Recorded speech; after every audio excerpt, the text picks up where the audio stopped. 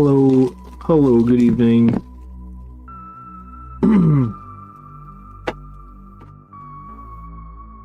So I was going to be playing Chaos Demons this week.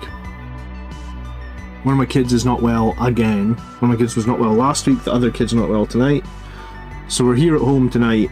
Hopefully we're going to get Chaos Demons hopefully we're going to get the game against Chaos Demons next week. Hello, Outline. Question. With the new rules, is it better to run multiple 5-mans with a couple of captains or just do 10-man with a captain? For which type of squad? Because I like to run the Assault Intercessors in 5s. I like to run the Death Company in 10s at the moment.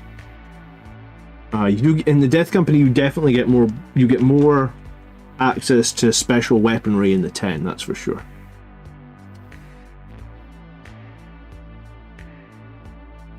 I think you want the Death Company in 10, in my opinion. Alright, it's been a long ass time since I did Hazard Stripes, and I bought some masking tape to try and make things easier on myself.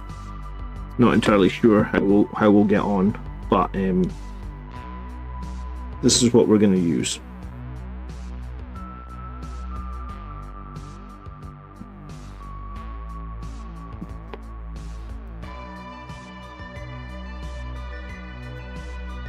Be a tiny bit too thick.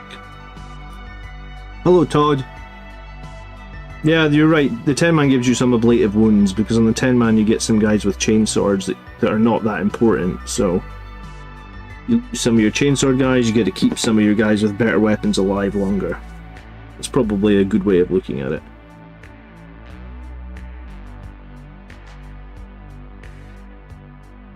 That a little bit thinner yet, I think. Evening Trillo Pursuit, how you doing?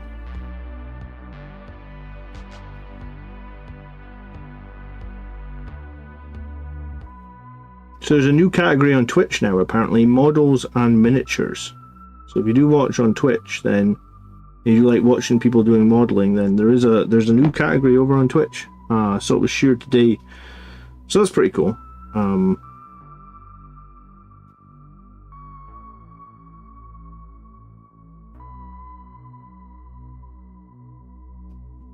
trying to think how it's going to be best to do this. We need 2 bits of masking tape, potentially. I'm going to have to cut this in half, haven't I? Yeah. Okay, that's fine. It's been a long ass time since I did Hazard Stripes. I think the last time I did Hazard Stripes as well, I eyeballed them. They'd be quite difficult to eyeball. I may end up eyeballing some of, or freehanding some of these ones as well, to be honest, but we'll start by good intentions.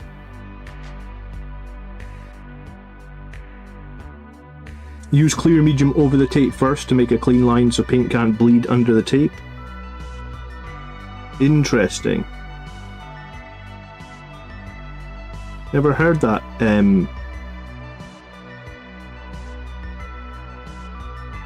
Never heard that advice before. Who gave that advice? Jason. Interesting.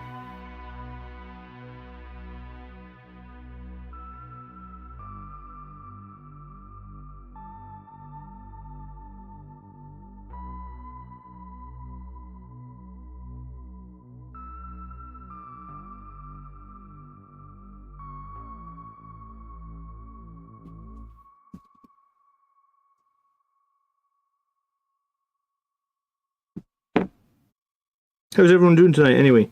What's happening in the world of 40k?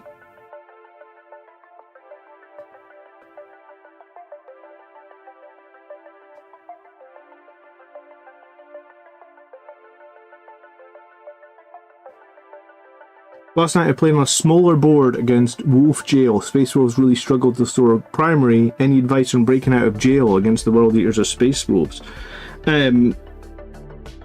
You just mean because they're so fast and they do so much damage? Which detachment was the Space Wolf player playing? Was he playing Gladius or was he actually playing the new Rust detachment?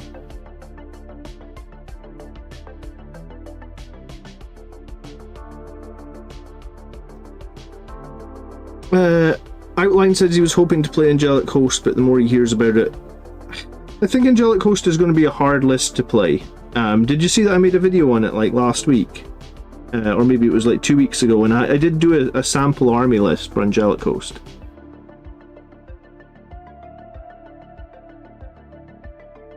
I think Angelic Host will be fine until you come up into matches where the enemies have crap loads of armor, and then I think you'll struggle.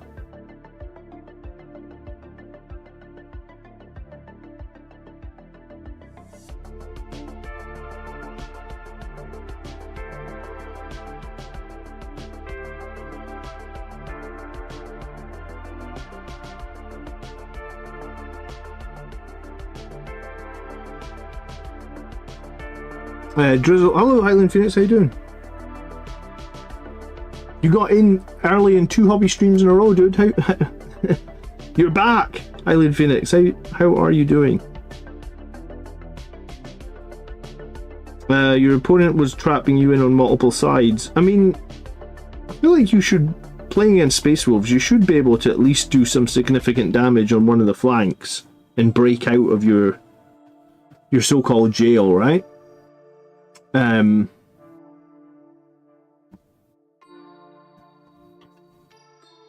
Like you don't have a 10-man death company or something?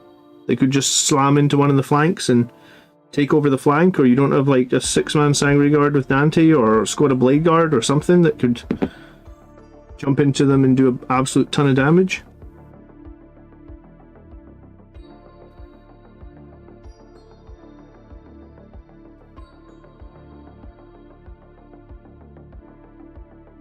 That's usually what I would like, you know, like if I feel like I'm in an army that I'm going to struggle into, then I'd try and pick a flank probably, and try and go pretty hard on that flank, right? That would be the way to do it, I feel like.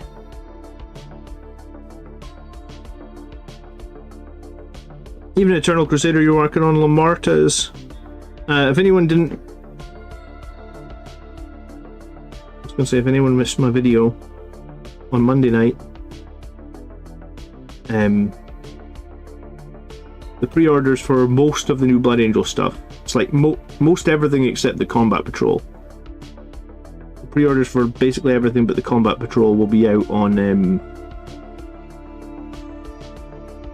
Saturday this week. I believe they come out at 10 AM UK time. I believe if you're in America it's like midnight Eastern, right? It's a bit weird how America can get it at midnight. I don't really understand that, but that's the way it works. Hello, Snicks. It's a real shame the Combat Patrol's not coming. Yeah, I kind of feel the same way. I actually don't know if I'm going to buy any of the new stuff this weekend, and I'm going to maybe wait for the Combat Patrol. I don't play the Sanguinary. I mean, you guys watch my streams. I just don't play him. I know some people think he's really strong. Every time I've tried to run him, he's kind of underperformed for me. So I just don't play the Sanguinary. So and I don't plan on playing. I wasn't really playing Sanguinary Priest with jump packs. I don't plan on playing the one without a jump pack. So it's a bit of a weird pre-order weekend for me because, I mean, I would like new Sanguinary Guard, but I think that there's still life in my firstborn ones at least for a little while.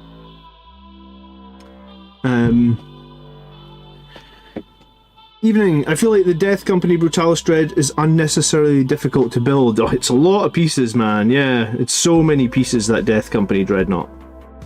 Like the easy to build Ballistus Dreadnoughts that were in like the Dominus box, no, the Leviathan box. You could build 2 of those Dreadnoughts in like an hour. I think I built 2 in one stream, and then it's the Brutalis Dreadnought took me like 4 hours to build it. The Brutalis Dreadnought did seem a little bit I don't know, yeah, overcomplicated would be I think overcomplicated, or what did you say? Unnecessarily difficult. Yeah, I mean, it just seems like, you know, they removed a lot of the customization. The only real customization is in the hands and the melta-guns. So I don't really know why it needed to be quite so difficult to build. Hello Kevin, hello Antonius, hello Jason. Sorry if you guys missed the start of the stream. Basically, last Wednesday, we had one of my kids at the emergency room because she was really ill. Tonight, my other kid is really ill. He's not as bad, fortunately, so I don't think we're going to have to go to the emergency room, but we only have one car. So if I'd taken the car to basically what would have happened is if I'd taken the car to Warhammer, inevitably my wife would have had to phone me to come home. So I decided to just do a painting stream tonight. We'll get the game against Chaos Demons next week. Touch wood, because I can hear my kid from where I'm sitting. Touch wood, everything's good. And my wife won't have to take the kid to A&E, or hell, maybe I'd even have to take the kid to A&E. God damn it, I just cut that bit of friggin' tape. I'm going to be here all night cutting tape, haven't I? I think I lost a bit. Where did I lose a bit? Oh, it's stuck to my hand. There we go. Hello, Hadley. Hello. Kevin's just going to get some Sanguinary Guard for a fun Kishbash project. Yeah, see, I just kind of want the Sanguinary Guard and the new captain. And because they're so much cheaper in the new combat patrol, I think that's probably what I'm going to do. We were having a giant discussion on it today in our Discord room. There was so much talk about this combat patrol, and a lot of people seem to think the combat patrol might come out literally within a week. So like pre-order for all the Blood Angel stuff this weekend, but combat patrol pre-order maybe next weekend. So if it's only 1 week away, I guess I can wait. I feel like... Hold on, I'm hearing a kid crying. Hold on. I assume that's one of my kids. I'll be right back. This is why I didn't go out.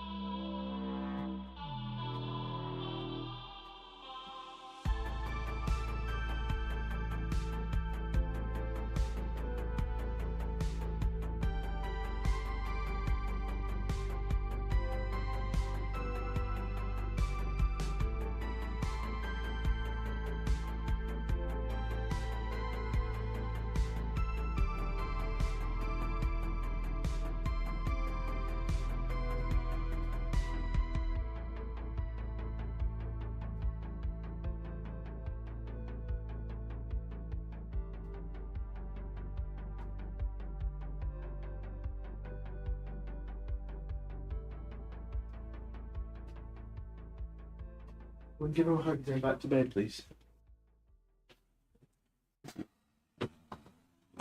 Yeah, that's why I'm here. I don't know how many times I'm going to get interrupted tonight. One of the kids is definitely not well. You think cutting the masking tape would be easier using a hobby knife and a palette? You know what, you're maybe not wrong actually. Where would my cutting board be? Here. Where would my hobby knife be? Here. It's been a while. It's been so long since I did hazardous rights. But you're probably right. Unfortunately, this cutting board is white and the masking tape is white.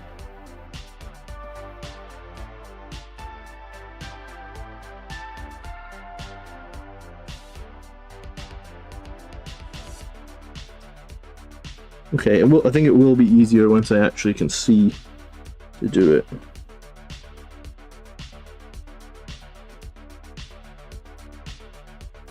It's so difficult to see it. Easier to cut it, but difficult to see it. I hope, fortunately, I've got a whole roll of masking tape. Do you know what? If we put it right at the edge, that might be the way to do this. So then we'll be able to measure from the edge.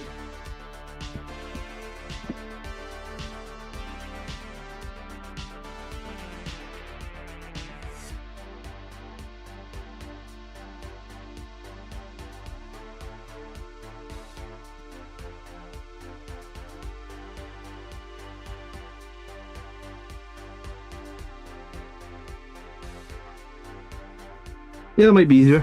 Appreciate it. It's still way too thick. God damn it. It's just, I asked the wife to get the thinnest masking tape she could find. I guess this is the one that she found in the store.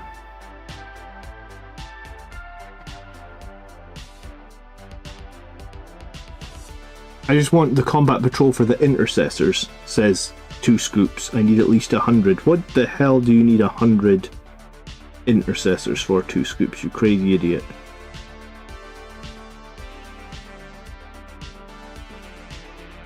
G-Money finished his first ever model last night. Congrats, dude. It's good to get models finished. Makes you feel accomplished.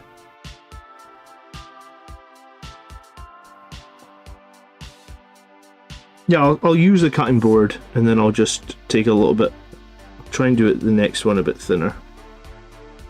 But yeah, that'll save me some time. Thank you for the cutting board advice. They did the same with the Orcs. The Combat Patrol came out 2 or 3 months after the Codex launch. I guess the difference with the Blood Angels is we already have all the models that exist, right? Like, we all have Angry Guard models. We all have the Sanguinary. Well, maybe not all of us. Oh, Antonius, thank you so much for the gifted memberships. Do really, really appreciate it. You know that, man.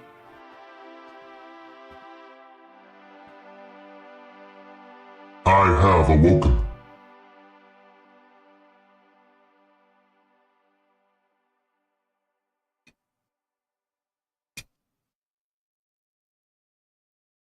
It's such a pity this masking tape wasn't a different colour than this. You saw the pre-order in Germany for £43. Which pre-order was 43? I have awoken. Everybody that just got a gifted sub, you should thank Antonius, and it also means you get access to our members only room on Discord. So come join us in the members only room. Like I said, we're having a pretty hefty conversation in there today about the Combat Patrol and when that might be on sale.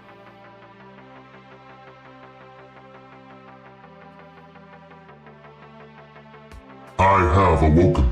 Do you know what? This is so tricky to do the masking tape. I might actually be better freehanding these, but I'm gonna stick with the masking tape for a little bit longer at least.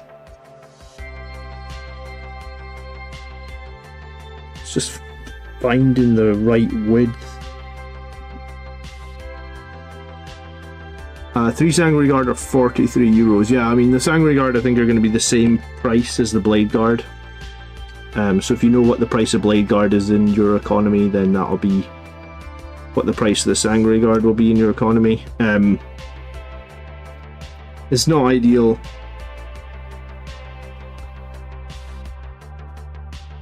But that's the price of them, I guess.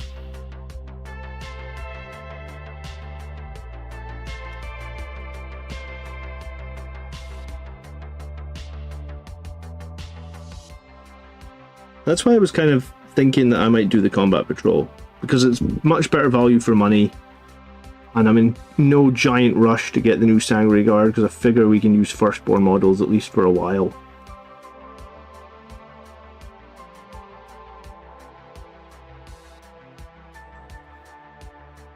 You can get 1mm masking tape. Well, I did ask my wife to get the thinnest stuff there is. So this is what I've got. I mean, I'm not a perfectionist when it comes to hazard stripes, so I guess I'm cutting it and I'm going with what we've got, because I want to get these guys done, because they've been lingering for way too long. Do you know what? Regardless of how well the masking tape thing does, I'll inevitably end up trying to fix them freehandly anyway, because I'm too much of a damn perfectionist. One of the stripes will be too thin, one of the stripes will be too thick. So based on that, I'm just going to go with it. I don't even know how I would do that one at the bottom of the blade either. I think I'm going to have to freehand something down there anyway. It's good to practice your freehand, right? So, it's good to practice your freehand. Now, somebody said put Lamy and medium clear paint over it first. Is that really the plan? Jason said that. Do other people do that? Do other people put like a pigment-free paint over it before they do it, or do they just wing it? What do people do? I have awoken. Hello, Alex. Thanks so much for the membership. 2 months of membership now, actually, Alex. Thank you. Those Firstborn Sanguinary Guard on 40mm bases look ridiculous. I stuck my Firstborn ones on top of the existing ones, right? They don't look too bad. I'll show you one.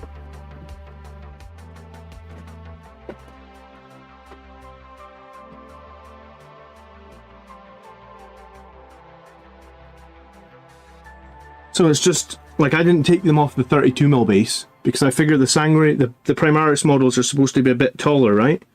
So I figured this was a way of making them a little bit taller, the Firstborn ones. You know, so that they'd still kind of be legal, so they'd be a bit taller. So I just glued the old bases on top of a new 40. And now they're about the same height as pretty much exactly the same height as the Assault Intercessors with the Tactical Rocks. So I feel like these are valid for play, right? That's what I'm doing. That's probably what I'm doing for the next 6 months, because I'm in no rush to repaint all the Sanguinary Guard.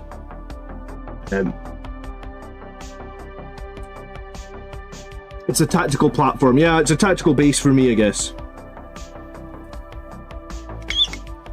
So that's why I'm in no mad rush to overpay for the Sanguinary Guard.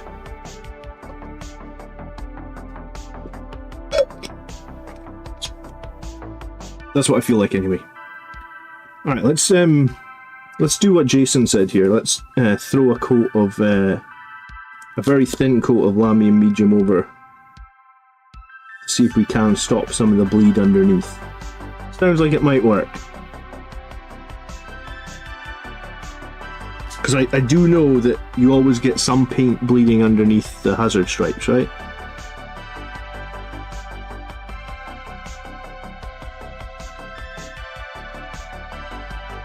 I mean, you could actually use the coat. You could probably use the yellow again, could you? Because if you use the same color paint, then you would see the yellow on the masking tape. That might be difficult to actually just paint along. Yeah, this is a good idea. Let's try this.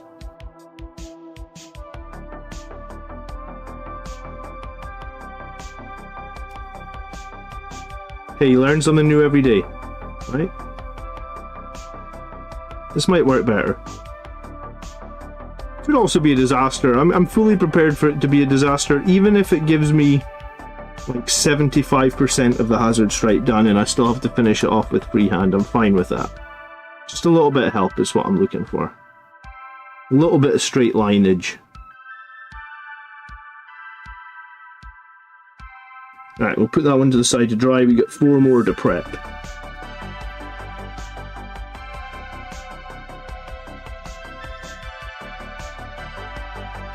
You can get big bags of bases. I honestly paid, I think on eBay, I think I went to eBay for the new bases, and I really feel like I honestly paid like $12 for a... Matthew Box donated $19.99 via Super Chat. More donations for purchasing 3D prints. Thanks for all your efforts. Matthew, you troll. Thank you so much for the super chat.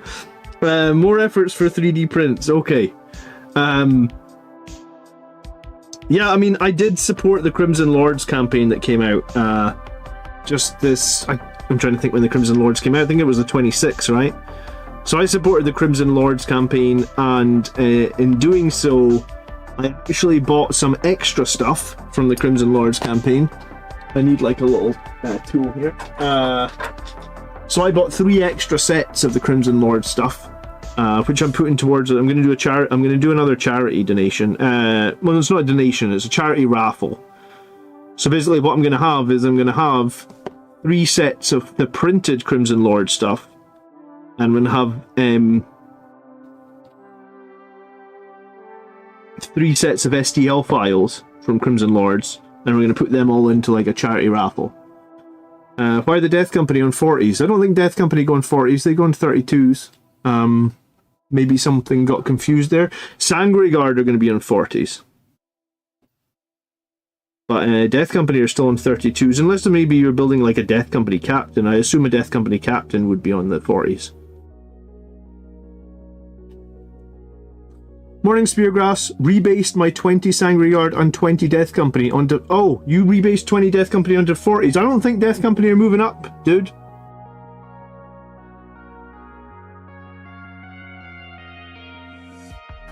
You might need to unrebase those ones.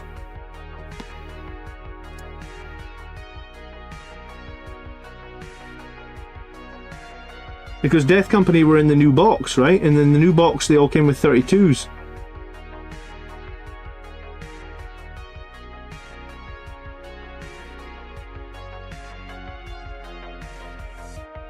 This guy's chainsword is so close to his body, it is going to be a nightmare to paint a hazard stripe on it, regardless of... I'm going to just have to take that entire piece of...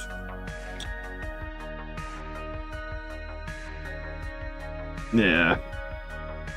I guess I should have ordered 1mm masking tape online. Oh well.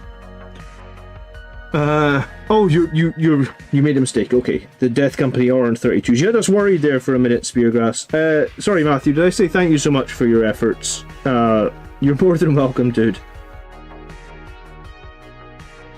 I made this week for the tactics video. I got done filming it mostly last night. I just need to finish the edit on it. This week's for the tactics video. I did a Death Company Lost Brethren list. And it's the first Lost Brethren list I've built. And honestly, the Lost Brethren looks like it's going to be mad. Like, absolutely mad. After I built the list, I kind of wanted to play it, because I was like, oh my god, Lost Brethren looks like it's just going to be insanely fun. I'm not sure it's going to be competitive at all. But I think it's going to be very, very fun to play. So I've built I definitely do not have enough Death Company to do that Lost Brethren list yet, and I think if you want to do the Lost Brethren, you're going to need a ton of Death Company captains, which isn't the worst thing in the world. Right? Death Company captains are a pretty cool unit.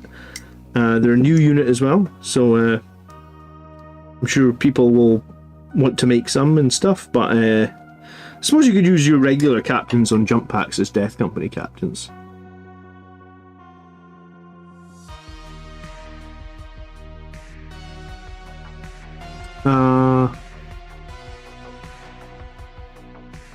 Podger says I'm the... What am I king of, Podger? What are you putting in my mouth? Do you know what? Yesterday there was a post on the Blood Angels Reddit about Outriders.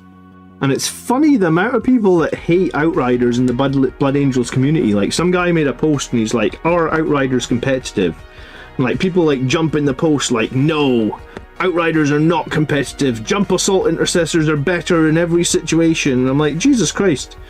I get Jump Assault Intercessors are good. But like, people are very, very down on Outriders. I think it's unfair. I think that Outrider hate is unfair.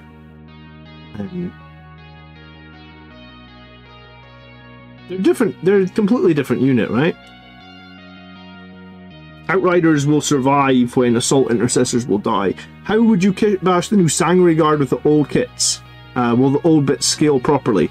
So Dale, I think the heads and the shoulder pads will scale 100%. So like there's no difference typically between Primaris models in terms of heads and shoulder pads. So I'd probably, if I was going to be doing the new Sanguinary Guard, I mean I'm eventually going to do them, right? I have awoken. Speargrass, thank you so much for becoming a member. I do really appreciate it. As a member, you get access to our members only Discord. Remember that, use that, because you know we're there every day in members only Discord, and you get a free super chat every month. So use that as well, especially during any time I'm live. It's always nice to use your free super chat. So, appreciate it. Outrider scored me 15 secondaries by living in enemy deployment zones down a flank, says Matthew. See? See? The hate for Outriders is unjustified. Yes, they don't kill as much stuff as Assault Intercessors. Yes, I agree on that. If you're just looking to do raw damage, Assault Intercessors 80 points are better than Outriders. But there's a lot of things Outriders do pretty well, I feel like. They're under... When I first put them in my list, I put them in my list reluctantly because I didn't think they were going to be any good, honestly. So I put them in my list just to test them. And that's the thing about testing units. Like, if you don't test units, how can you ever know? I mean, I haven't tested Mephiston yet with the new Codex. Someone was asking me in the comments today, they're like, is Mephiston any good in the new detachment? I was like, well, do you know what? My gut says to me, I need to do a video on some maths about Mephiston. I also really want to actually try them in a game, because sometimes trying them is when you can really see. You know, it's easy to look at Outriders and Assault Intercessors on paper and just say Assault Intercessors are better because they get 10 more attacks and they've got a Power Fist, you know? But then when you come up against an enemy unit that's got a lot of Strength 4 attacks, then all of a sudden Outriders are really good. Or when you come up against Knights with autocannons or another one, because autocannons tend to wound Assault Intercessors on 2s, but they only wound Outriders on 3s. And Outriders have 2 more wounds, which means you need to use 2 autocannons to kill one. So against autocannons, Outriders are like quite a bit better, I think. But yeah, you know, if you don't play them, you don't know that.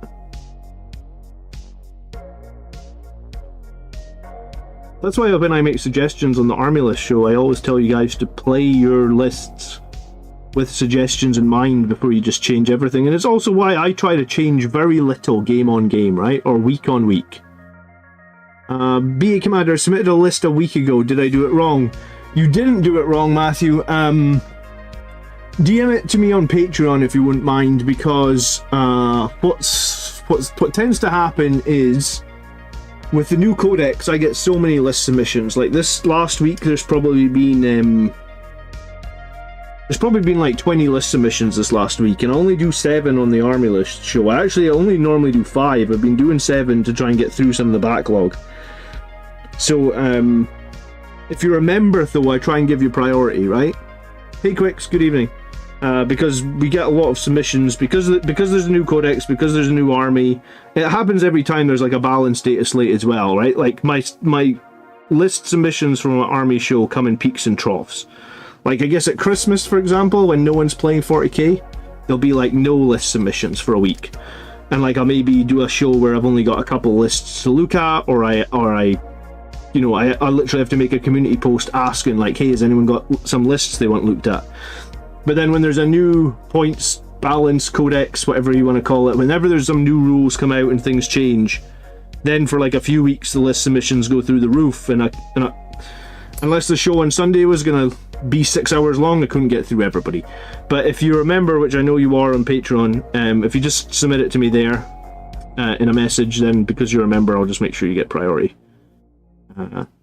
Quick says, my 12 Sanguinary Guard arrived today. I'm so excited. You've got the new Sanguinary Guard already, dude? You show off. How'd you manage that?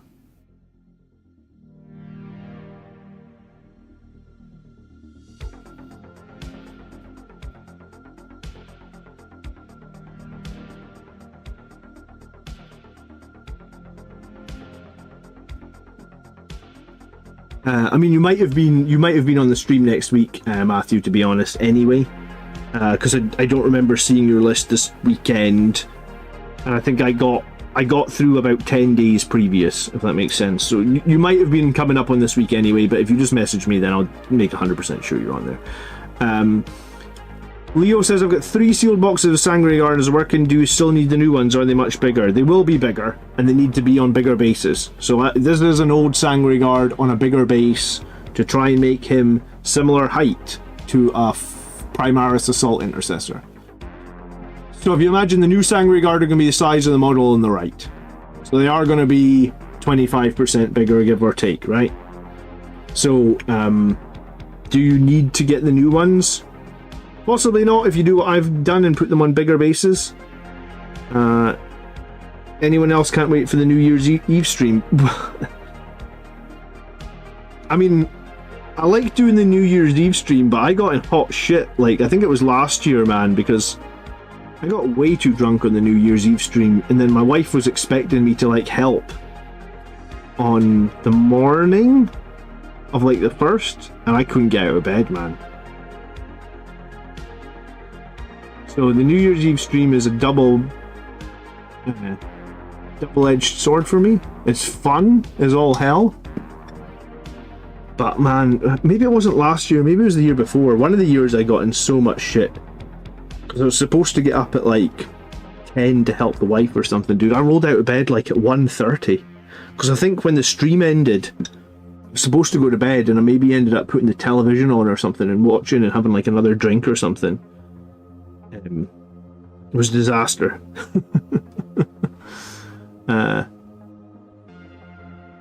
I honestly thought Games Workshop might have made an announcement about some sort of new upgrade sprue, because I know that I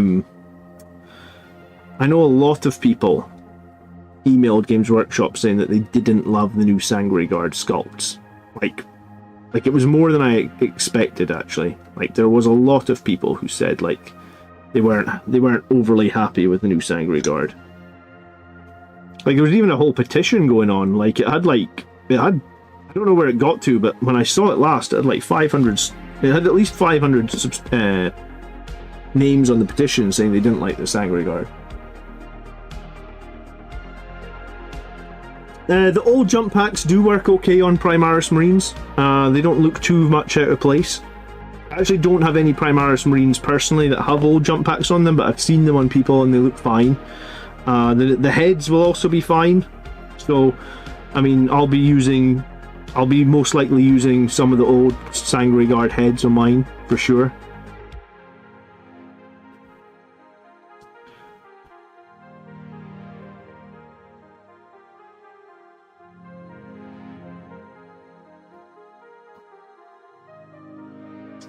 See, I'm really not happy with the thickness of that bit of tape. This is the problem when you cut the tape yourself. I guess you're not going to have uniform thickness, but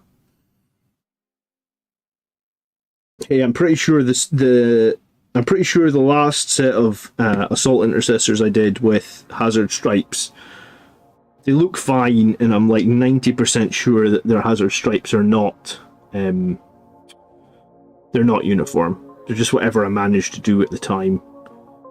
And I think I did use masking tape for them, but I think I didn't use this trick of painting over them, so there was definitely paint bleeded under the masking tape.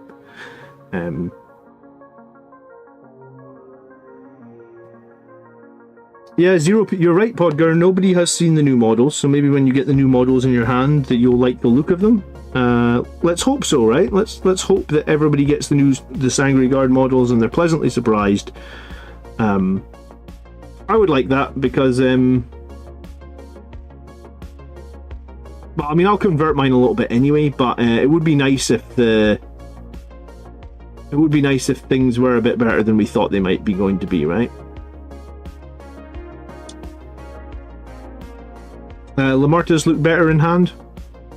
Yeah, I mean, I have only made Astrath so far from the new box, but I think Astrath looks fucking awesome. Like, I think when he was released, some people complained about maybe his some people complained about his axe being in a weird posture or something. I don't know. Some people don't like the fins on the backpack as well. I heard that. I think the new Astrath looks awesome without any paint on him. So I'd like to get him painted. I honestly would. I want to get these bloody assault intercessors. They've been hanging over me, man.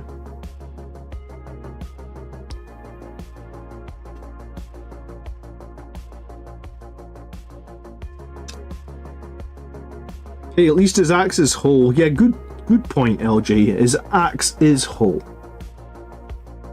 You have no idea how many times my Astrath axe would break or Dante's axe would break back in the day. It was ridiculous. When I was a young kid, like, let me think, maybe like 12 or 13 years old, every time Dante's axe broke, I went and bought a new Dante model. So I've got like 3 Dante models because every single time I broke his axe, and I wasn't skilled. I didn't really know about the fact that you could magnetize or you could fix it. So every time my original Dante broke, I just got money together, and the next model I bought was another Dante. This piece of masking tape is going to be a real bugger to get into the right place. Like I said, his sword's too damn close to his body.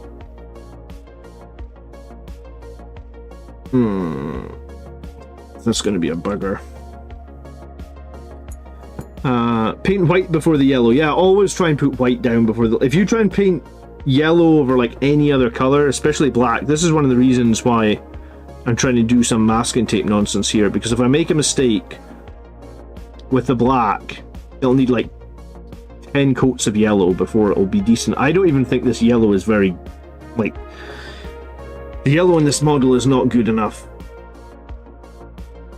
It's not, it doesn't look like a proper solid yellow if you ask me. But then I can see it much better with this magnifying glass. I am gonna lose my mind with this tape. Model. I'm just gonna have to trial and error it a shitload of times till I get it where I'm wanting to be. But I can't even get it to stay now. Don't fucking roll it. Ah, god damn it. This is why I said hazard stream. There's gonna be this stream is gonna be a hazard to my mental health. You could buy 3 of the old Dante back for the price of 1 today. Yeah, I mean, but the thing was, it wasn't really my money back then, Robert. It would have been my dad's money, and I'm sure back in I'm sure back when I was buying them,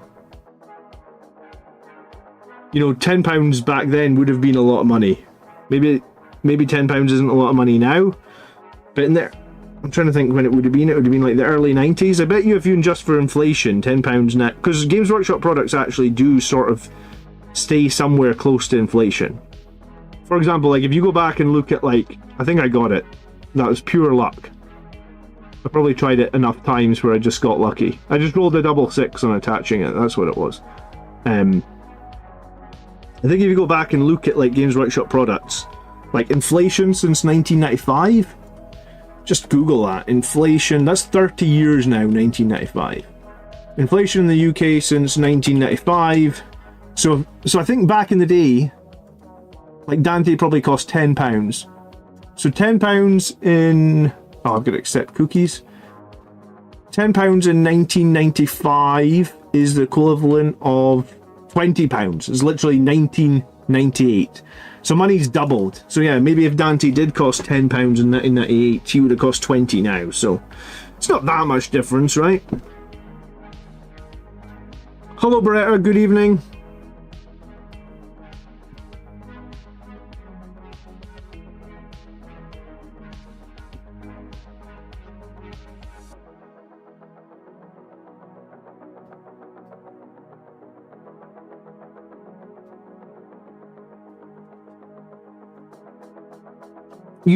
Andonius, you dislike the Jump Assault Intercessor kit. What do you dislike about it?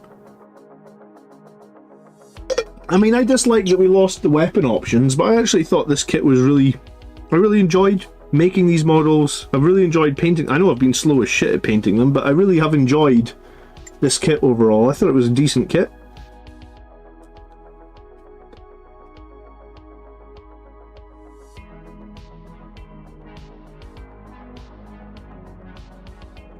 Alright, 2 down. God, how long is that taking me? Taking like 45 minutes. Jeez, oh. So the whole stream tonight is going to be me doing mask and tape shenanigans.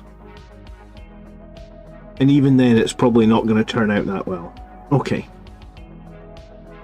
Like I said at the start of the stream, we'll be back to a live game next week. Just one of my kids is unwell again, and I mean, my wife's already been up once to them, so there's a good chance that I'll have to get up, so. I've never tried this tactic though. Hopefully this works really well. Guess we'll find out.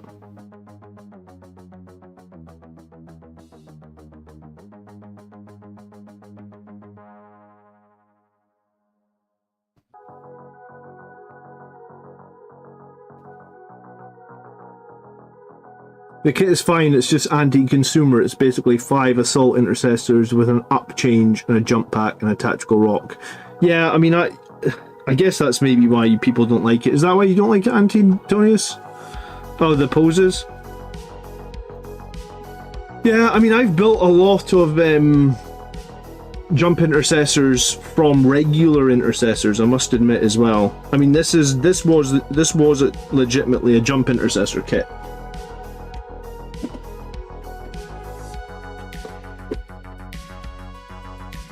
But like, I built a bunch of regular intercessors just as jump intercessors. I mean, I guess they lose a little bit their height, but the height difference is minute, really, isn't it? It's small enough, I guess you probably don't notice.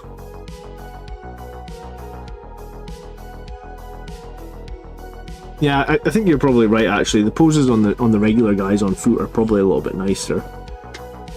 Is it possible to paint Death Company intercessors as assault intercessors with parts they don't share with each other? The Death Company intercessors are allowed an eviscerator, which I think the regular assault intercessors are not allowed. So I guess you're allowed one extra weapon option. So if you've got that new upgrade sprue, though, you can make some, right? I don't think there's much difference except that one eviscerator. Someone from chat could correct me, maybe, if I'm wrong. But I do think it's like literally an eviscerator is the only difference between the two kits, maybe.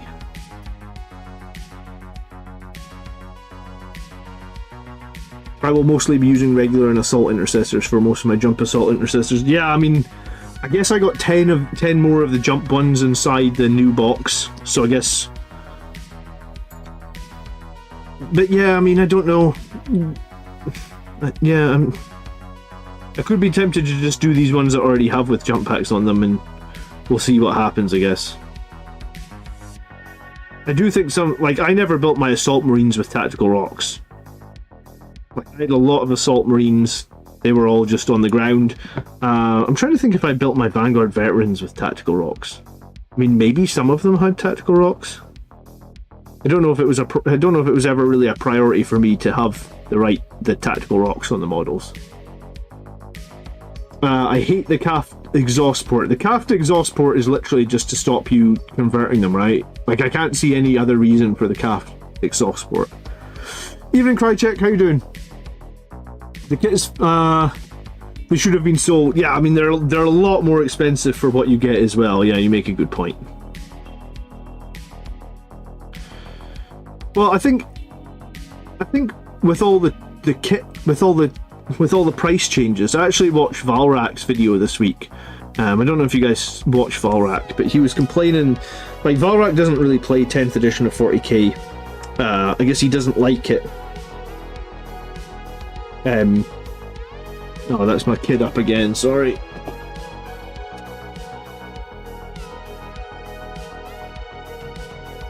He's just waking up all the time.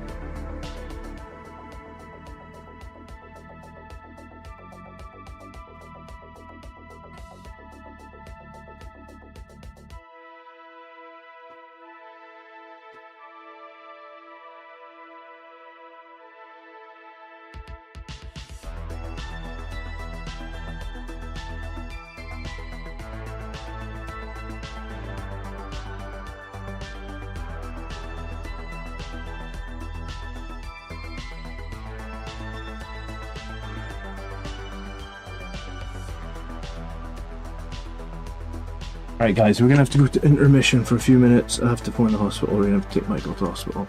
I'll be back.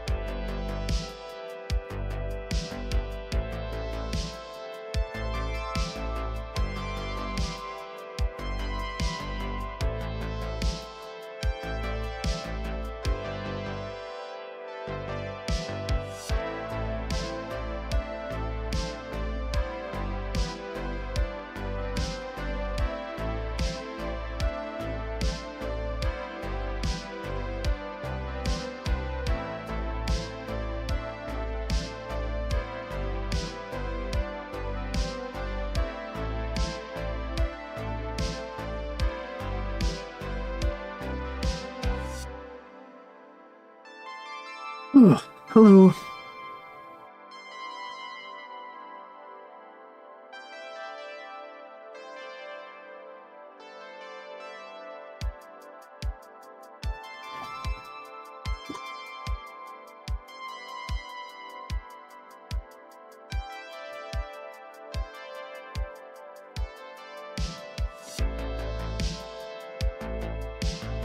Sorry, I just need a minute or two.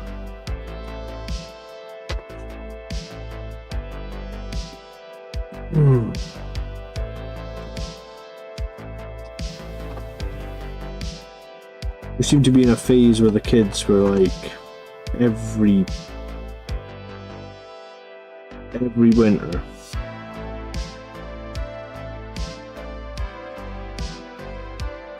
We're at accident emergency multiple times. Thank God we live in a country where we don't get billed for going to accident emergency. Thanks, dude.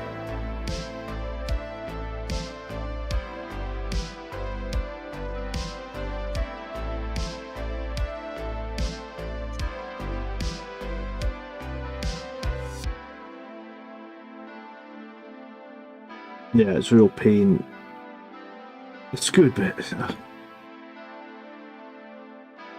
Yeah, I mean, that's why I didn't go out tonight, because I guess if I'd gone out tonight, I would have had the phone call where I'd been rushing home now, so the wife could take the kid to accident emergency in the car, so... Hopefully... we'll get back to live game next week.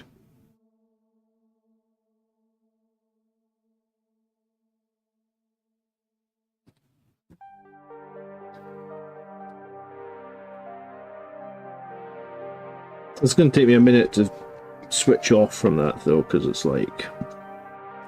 it's not great just seeing your kids rush to the hospital. What did I miss? What are we talking about?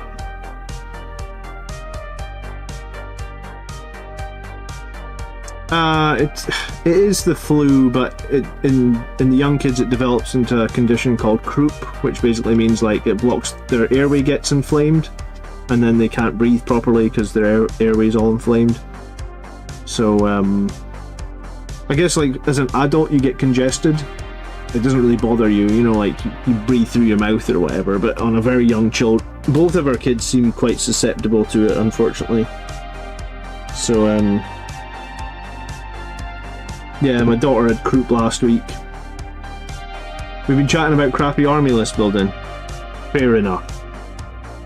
Why has it been crappy? What's been crappy about it?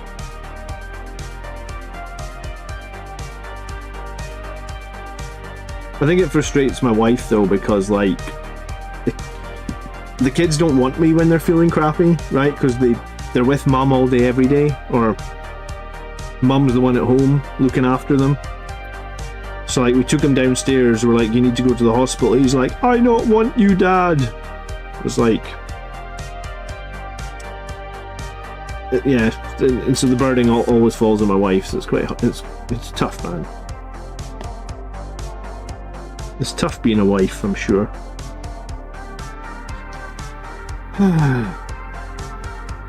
Yours are the opposite, they always want Dad. Yeah, well, that's the thing, you don't know if you want them to want you or you don't want them to want you, right? You can't win. Whichever way you want it, the kid wants to do the other thing. So, it didn't sound as bad as my daughter, but because when we got the daughter to the hospital, they said that her blood oxygen was really low. So, I mean, maybe we kind of thought that it might happen last night. There, it's happened tonight, I guess. Oh well. Not much you can do, I guess. Army building rules are the crappy thing.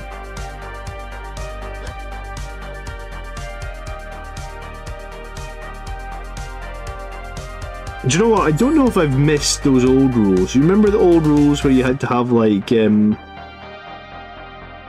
you had to... Did they call them detachments? I forget what they called them actually, where you had to have like your vanguard detachment with like 3 fast attack and 1 HQ and all that nonsense. I don't know if I've missed that. I feel like I haven't missed that this edition. I feel like I'm glad that's still not here. I guess army lists are more flexible than they've ever been, right?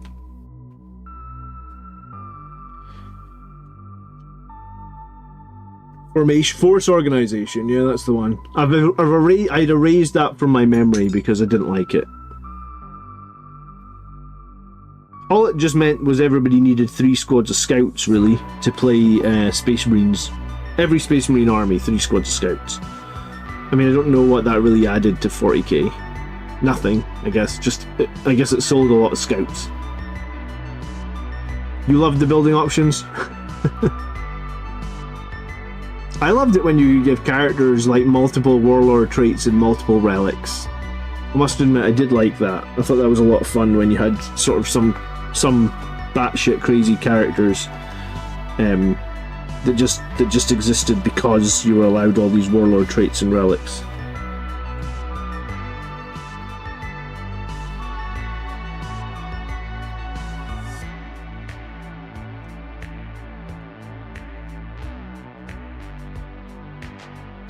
The age of the Smash Captain. Blood oxygen, you could get a home oxygen concentrator for about $200. I mean, I feel like it's better to take the kids to the hospital because I don't know anything about medicine, man. They'll be. It happened last week with my daughter. They'll be back in a few hours. Everything will be hunky dory. We've had croup. Both kids have had croup like 3 times now. They give them a shot of steroids. They monitor them for an hour. They send them home. The steroids always. Well, my speakers just decided to do something very funny. They did that last night as well.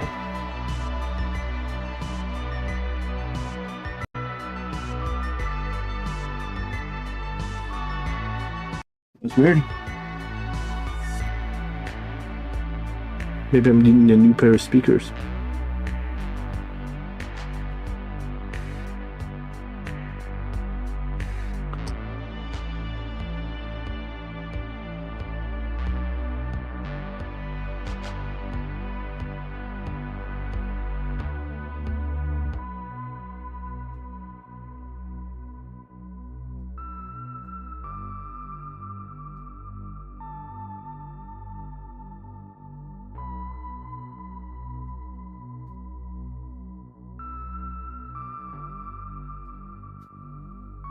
Oh, for goodness sake, what is going on tonight? Everything is just deciding to die tonight. Are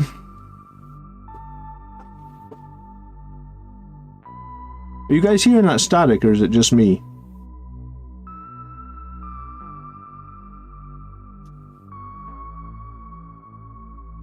My boy had croup and ended up sounding like a seal for a week. Yeah, they can lose their... My daughter lost her voice really badly last week. Cold fresh air helps. Yeah, that's the problem, right? Like, you take them downstairs, you can get them in the cold fresh air. Croup is just an inflammation of their airway.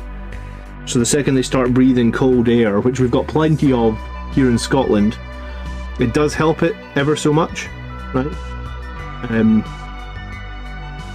I feel like if you then take them back inside like a stuffy bedroom or whatnot, and the kids' bedrooms are always stuffy because they always go into their own bed and then they always end up in bed with mum. So because they're always end up in a stuffy room with their mum, then the croup comes back and there's nothing you can do. But unless you're going to keep them up all night. We did actually let my daughter watch like a movie until like midnight the other night because she had croup. But then all that does is just delays the trip to the emergency room till like 2 in the morning when you eventually close the windows because it's freezing cold or whatnot. So you can't win.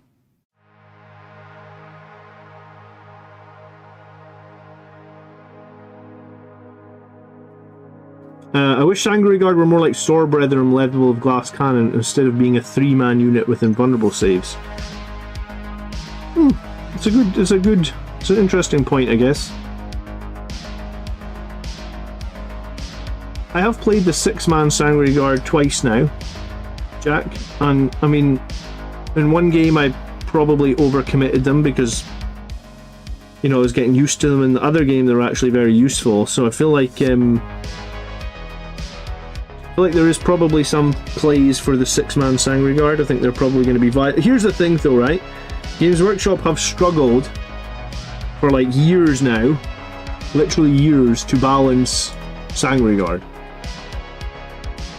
I feel like they have been not unbalanceable, but they've struggled for years to get them balanced.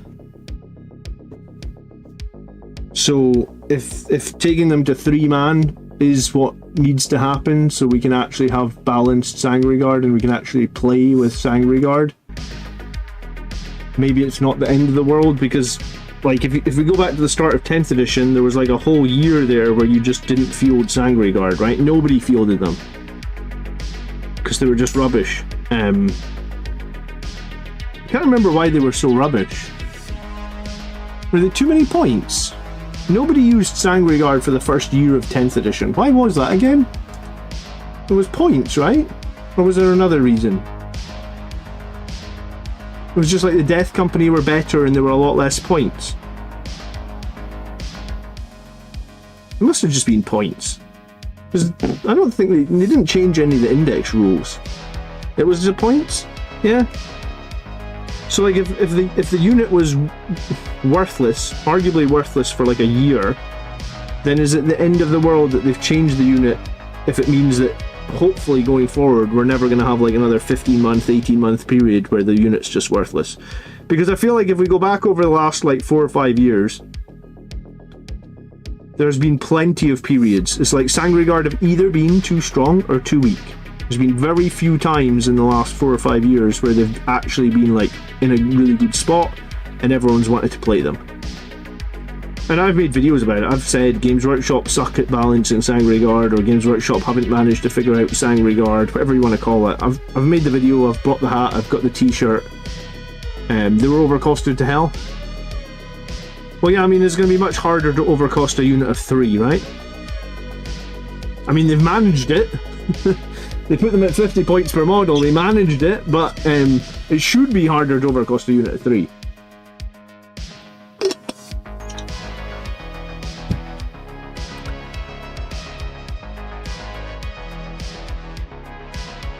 It's been a shift back, but I don't know if it has been a shift. I don't know if I agree with that. I feel like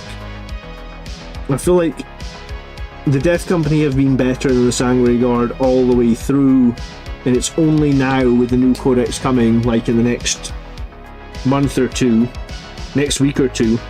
So 10th edition came out in June last year, so if we go June to June, that's 12 months, July, August, September. So like for 15 months, I feel like Death Company have been the best choice, hands down. It feels like you should never have taken Sanguinary Guard, right? Very, very few people took Sanguinary Guard over the last 15 months, I feel like. I did it to a tournament, and I think like I maybe covered like 1 or 2 other lists at tournaments that did it. But I think for the most part, very, very few lists. Tournament lists, winning tournament lists with Sanguinary Guard over the last 15 months. I think that would be fair to say.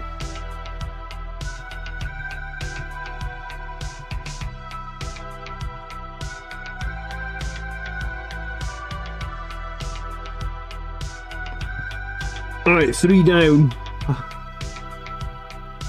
Taking an hour and 15 minutes. I mean, I have been distracted. Oh, this guy doesn't have a chainsword. He does have a power fist. Okay, how the frig are we doing his power fist hazard strike?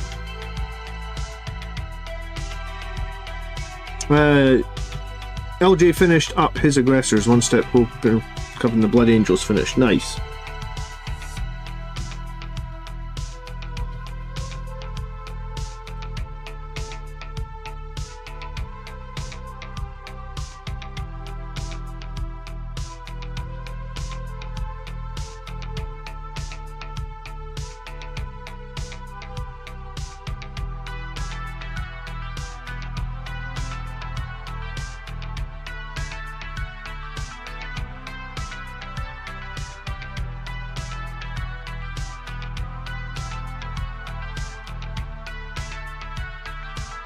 I'll probably be like a few months before I decide to do more hazard stripe guys.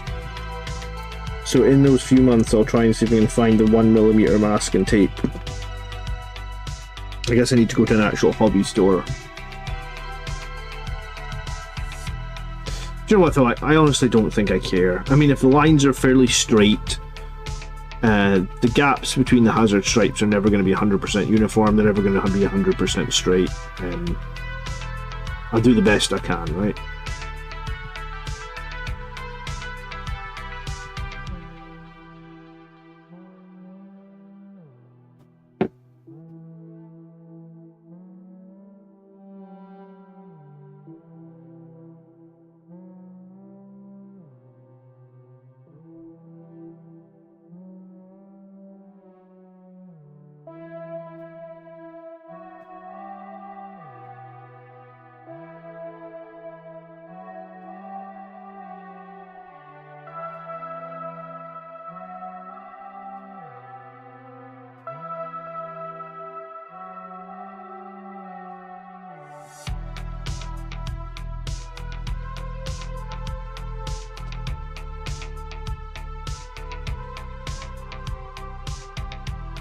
From painting over 400 models of Iron Warriors, the best way to do a hazard is pencil in the lines, then paint black ink over them.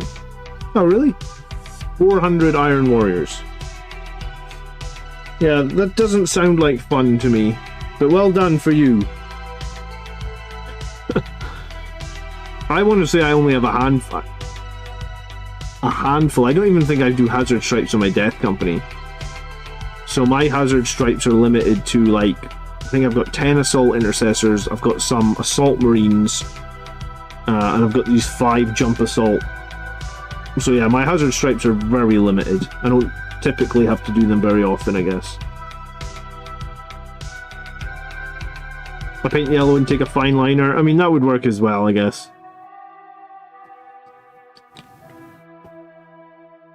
We'll see how much of a disaster this way is. Basically, when I was thinking about doing this, I was either thinking I was going to use masking tape, or I was thinking that I was just going to freehand it.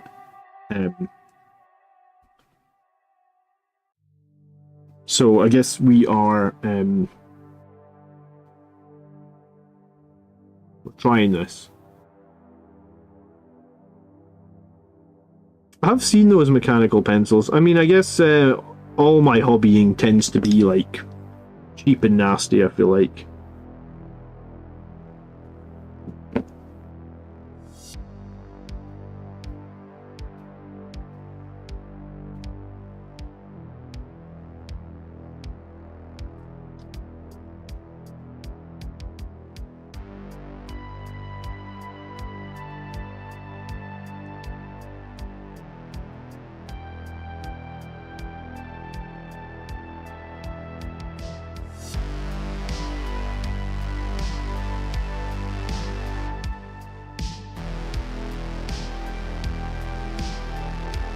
Are those mechanical pencils you can put paint into? I think I've seen those.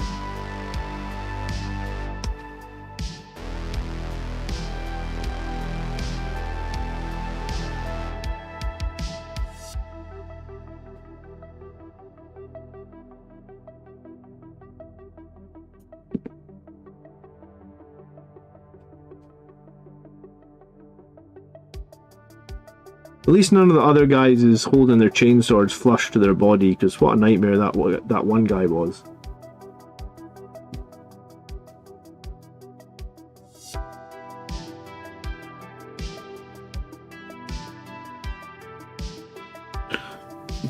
Yeah, my stripes are definitely not going to be the same thickness, Flowbrain.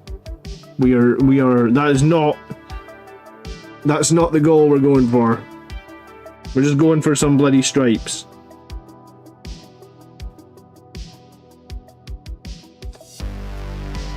I'm trying to think, I think I did hazard stripes on my Centurion drills, or maybe it was one of my Dreadnought drills. Do I do airbrushing? I do not do airbrushing, Metal Vesper, at all. There's plenty of people in chat and there's plenty of people in the Discord that will advise you on airbrushing. It's not going to be me, I'm afraid.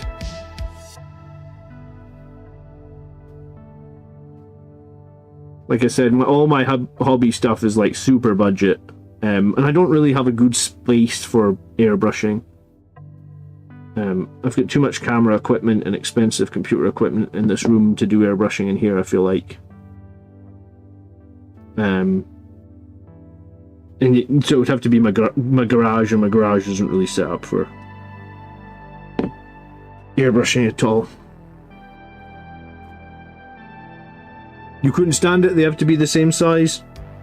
I just want them to look somewhat decent, I guess, Flowbrain. Do you know what? Up until recently, up until like 2 weeks ago, my glasses were like... My prescription on my glasses was FUBAR, so I couldn't even see well. So up until a couple of weeks ago, it wouldn't have bothered me, because I probably couldn't have even seen if the stripes weren't quite the same size.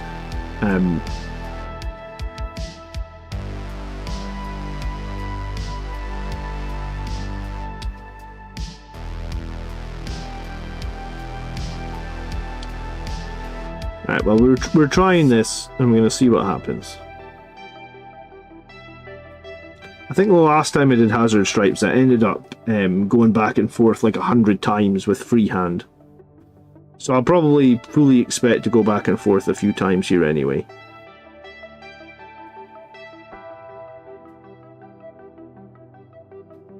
I mean, these on this side of his blade, they are nowhere near the same size.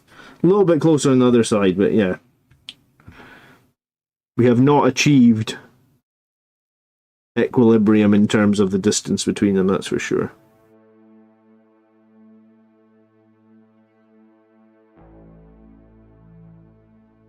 Oh well.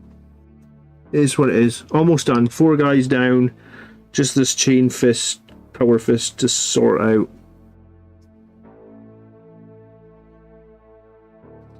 Do you all freehand company markings? I use transfers for most of the company markings. Sometimes I paint over them. I use them like a stencil.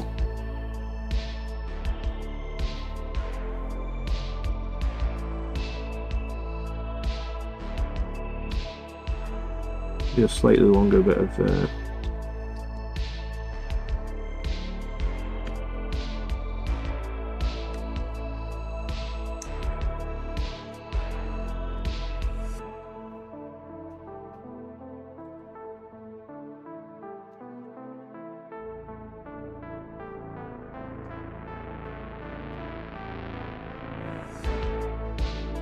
Oh.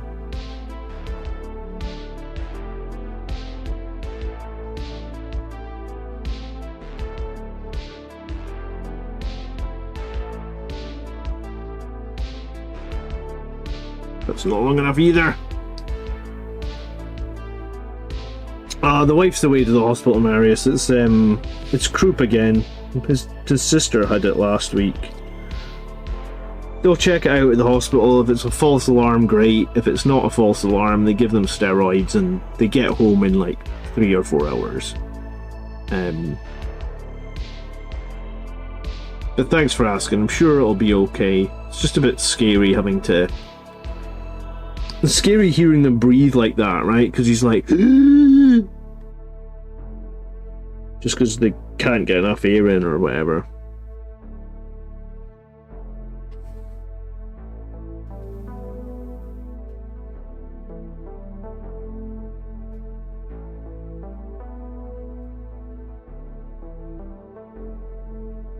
Well, that's why I didn't go out tonight to play our battle. That's why, like, I texted Colin last night and said, like, Colin, I've got to cancel. We actually kind of thought we might end up at the hospital last night, so there it goes tonight, I guess.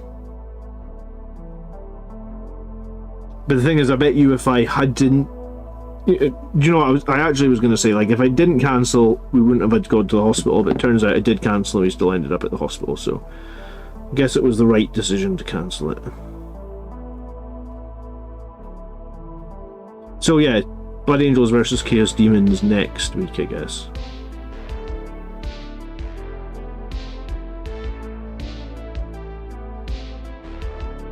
I'm not sure about this Power Fist, honestly.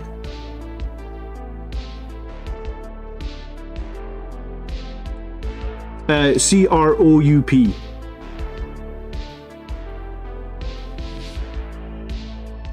It's an inflammation of the airway. Typically happens in younger children. Our kids seem to get croup every year. It can be quite common. It can be also quite easy to fix, but yeah, we seem to be unlucky in that one. They just get it every damn year. I'll be so glad when our kids are a little bit older and we don't have to deal with this quite as much. I'm not really sure where I'm sticking this bit of masking tape. I don't know how I'm doing this fist.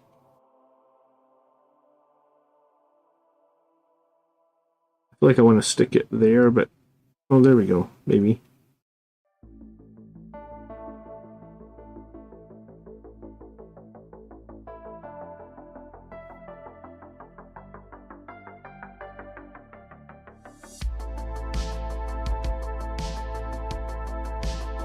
Get nail tape, it's much easier than this. Okay, well, I mean, like I said, I haven't done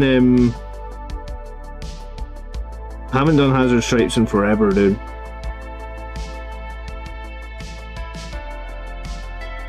And I think the last time I did them, I freehanded them. So we're probably gonna need, like, these things will need freehand to clean them up, I bet you.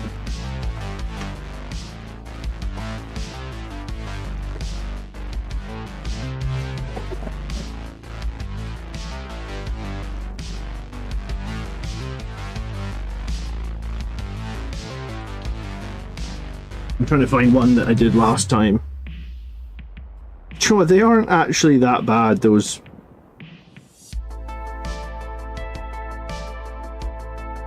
I'm pretty sure they were freehand.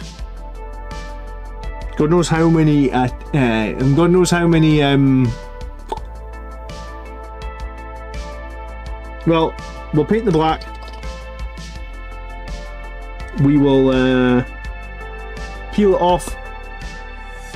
And we'll find out how much freehand we've got to do to fix them, right? But I was kind of like, maybe if I didn't look at my that freehand.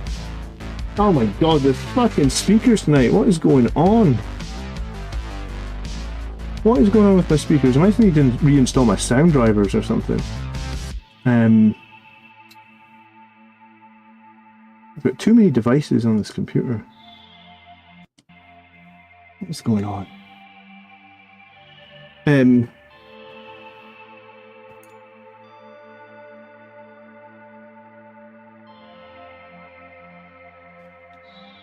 These guys are from the Domitus box, is that right? So these guys, I painted these guys 4.5 years ago, give or take. So surely my paintings come on a bit in the last 4.5 years. So maybe if I'd looked at that guy and realised how good they were, or realised how happy I was with them, maybe I would have just painted them freehand.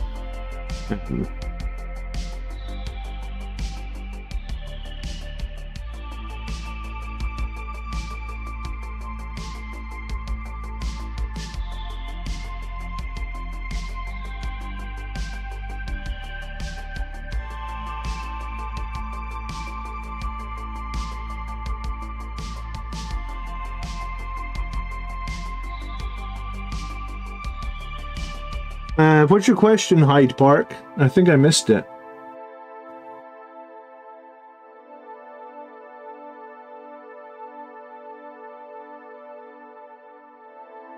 How quickly did they manage to fix it when you had it on vacation, Snakes?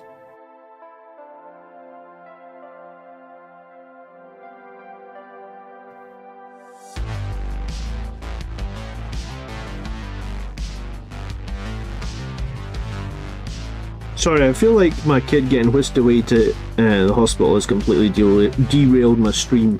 I was in a flow and then it's just derailed everything. So sorry about that.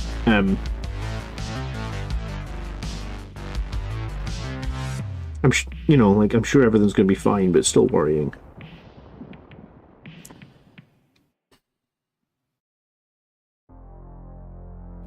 No, I'm at home with the other kid, Alex. My wife will be in the hospital probably for the next 4 hours or something.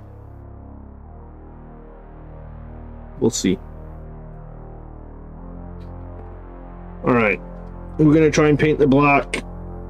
I was going to say wish me luck. I don't know how well this is going to go. About the list from 10 assault intercessors with jump packs in the FOMO box. I mean, that's a good way to start your list, yeah.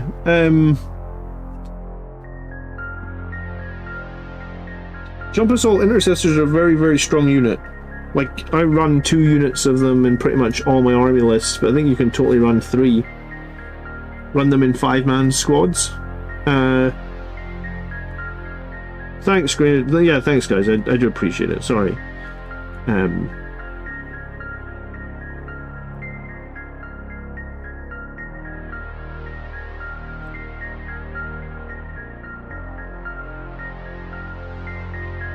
Sean, the orc player that you fought at the tournament, started a Blood Angels army today. Probably because he got beat so bad by the Blood Angels Marius.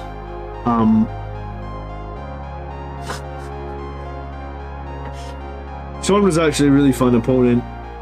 I really liked his list. It was like proper, like, it properly epitomized like an orc list, right? If you're gonna take orcs to a tournament, why not just take, what was it? It was like 60 boys and a stomper. I mean, it was actually a little bit scary because, like, you just know exactly what that list is going to do. Turn 1, you're just going to have 60 boys advance at you. Maybe in a couple of transports as well. And then turn 2, you're just expecting to have 60 boys in your face with the WA going, right? So yeah, I actually really enjoyed that game. Even though I did beat him. It was a weird game, and like turn 2 I pulled everything back. It doesn't often happen when you're playing 40k, where like you just move all your units back 10 inches, because it was like, well, in turn 2 he's pretty much going to advance and charge, so if I can just make some of those charges more difficult, that's going to be the winning strategy here, and just pulled everything back like 10 inches. I guess that's the glory of Blood Angels and all our jump packs, right?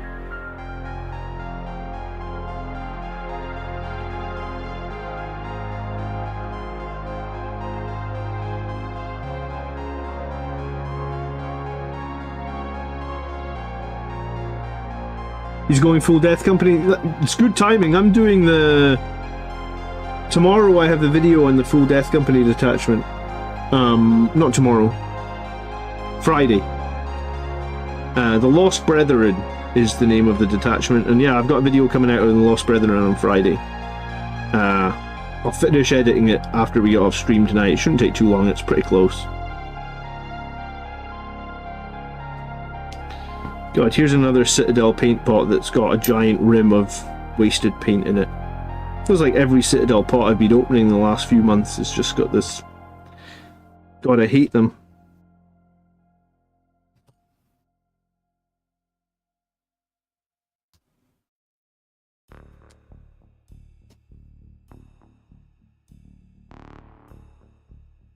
What I need to do is find someone who's willing to transfer all my Citadel paints into dropper bottles for me. So I don't have time to do that. But I much prefer dropper bottles.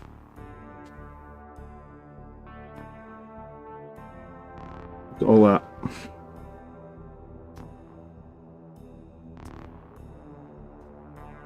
Just a little bit of paint wasted, huh? Ignoring rules. What's my favorite 40k model? I'm gonna say it was the bike captain that I built last edition, because he was kind of like my captain. You know, remember last edition where you were allowed to give units like multiple warlord traits and multiple relics? I built a bike captain who had an infernal pistol, a thunder hammer, and he had crazy rules actually. He had once per game 3-up invuln save. He also had once per turn reroll a hit, wound, and save. I think he had a 5-up feel no pain as well. Look at all this, fucking hey. There's some wasted amount of black paint there. So yeah, I think possibly my favourite one was the bike captain that I built. But I mean, if we're talking like a stock model, like a box model, Probably what some of my favourites are the original Sanguinary Guard, right? It's probably why I was so upset, same as a lot of you guys, with the new look Sanguinary Guard, because I liked how they used to look, right?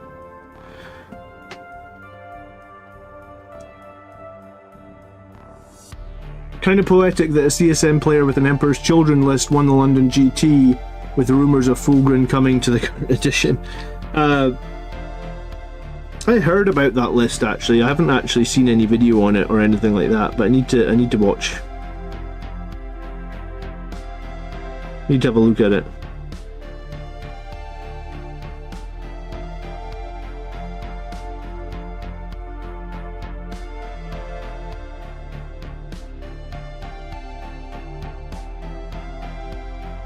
I actually made a few captains on a bike. Like, I made the one that I'd painted gold. I made a Death Company captain on a bike as well. Hold on. Is that my wife texting me? No, okay. I made a Death Company captain on a bike where I gave him, like, I think I gave him 3 weapon options, and they were all magnetized. So I had it where you could have like a power sword, which was the Angel Shard. I had it where you could have a power fist, the Thunder Hammer, the Teeth of Terra.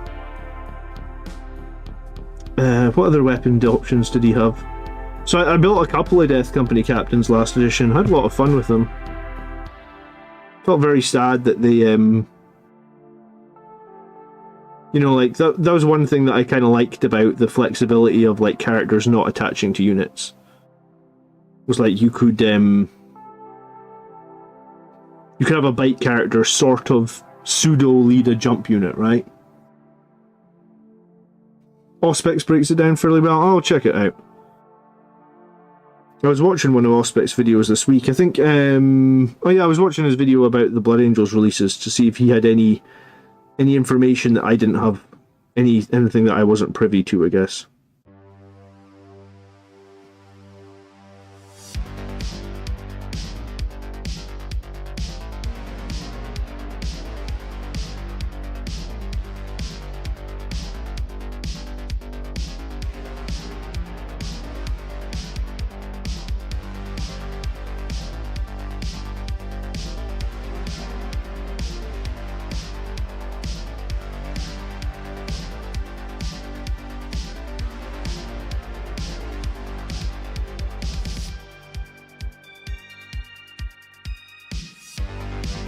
But yeah, one of the things that I'm hoping to see in like the coming weeks for the army list show is Lost Brethren lists, right?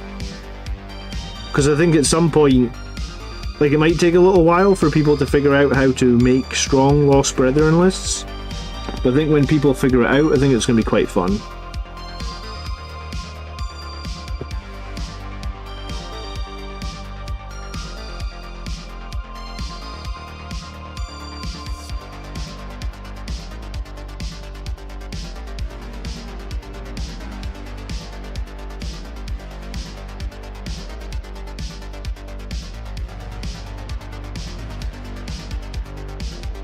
I saw the Chaplain on a Bike is coming out for the Combat Patrol magazine. Might be worth getting again for Blood Angels. I'm not entirely sure. I mean, I've got a Chaplain on a Bike. I just don't know if I ever rated him that highly compared to the Captain on a Bike. The issue, I suppose, with the Chaplain on the Bike right now is you can lead Outriders, right? And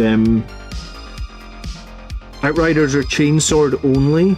Like, I see Outriders as a defensive unit, not really an offensive unit.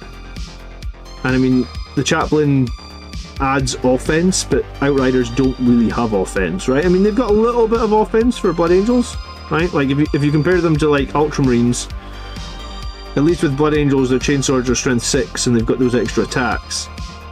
But, like, I don't know how I feel really about, like,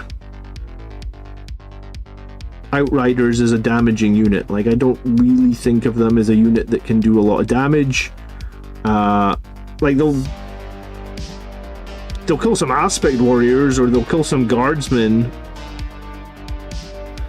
I mean, even if you were to, like, if you were to charge 3 Outriders into a tactical squad of Marines or something, I don't think you're killing much. You know, if, like, what is it?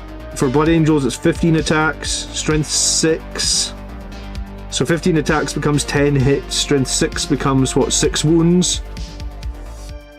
So yeah, like, a squad of Outriders statistically only kill a Marine and a half. It's not great, right? You know, adding a chaplain doesn't change too much about that. I guess it gives you +1 to the wound roll. And then you get the chaplain attacks. But, I don't know. I don't know if I rate it highly enough. I don't think I do.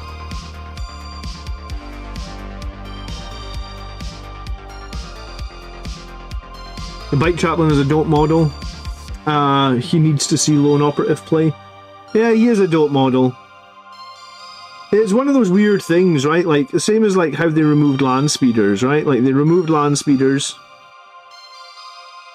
They removed, you know, attack bikes. So, the only thing the chaplain can really attach to is those Outriders. We don't really see anyone run Outriders with the ATV. I don't know if I feel like that's that strong anyway. I guess that's a question for another day. Is an ATV strong to attach to Outriders? I feel like my gut answer is no.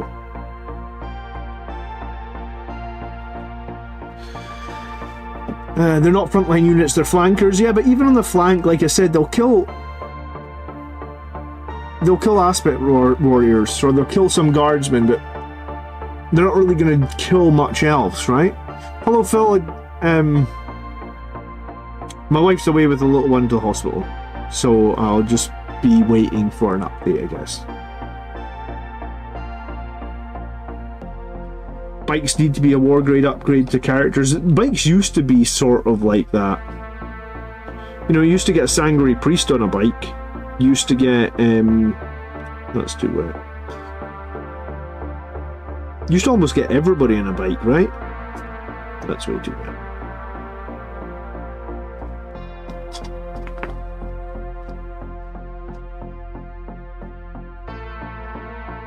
Like, there is no captain on a bike model at the moment. Because we only had the firstborn captain on a bike and that went to Legends.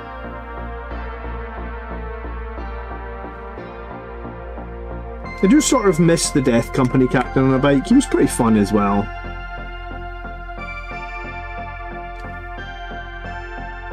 ATVs are a shooting unit. You shouldn't add them to melee units, says Krychek. Yeah, I mean, I don't know anyone that adds ATVs to Outriders. I must admit, ATVs are the one... I think there's like 2 or 3 Primaris units that I don't own. I own like 90% of the Primaris stuff. The things I don't own are... the Hammerfall Bunker, the Invader ATV. I do own a Fire Strike Attack Turret, even though I've never used it. I did make it, just sitting there sprayed red waiting for a rainy day. So I never used the Fire Strike Attack Turret. What else did I never use? I mean, I've got Desolation Marines, but I mean, we never really use them now, right? Blade Guard Ancient, never used him. I do have one, I've just never taken him off this. I think I maybe even have 2. Never taken him off the sprue. Evening, Sanguinary, how are you doing?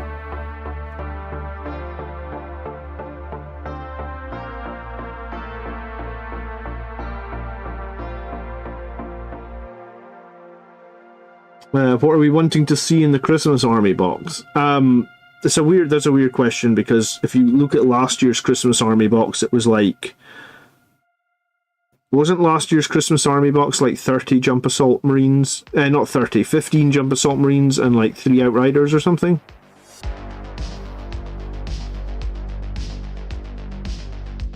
I mean, I can't remember the last time I was like super excited about a Christmas Army box.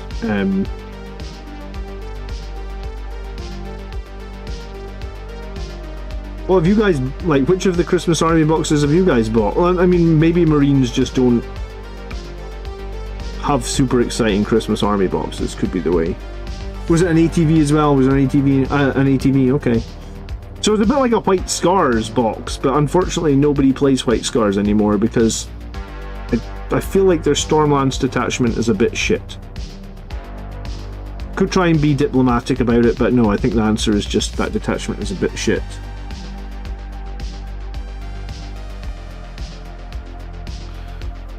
Must admit, I've never played against anyone running Stormlance though, but like, I don't know why you would run it. I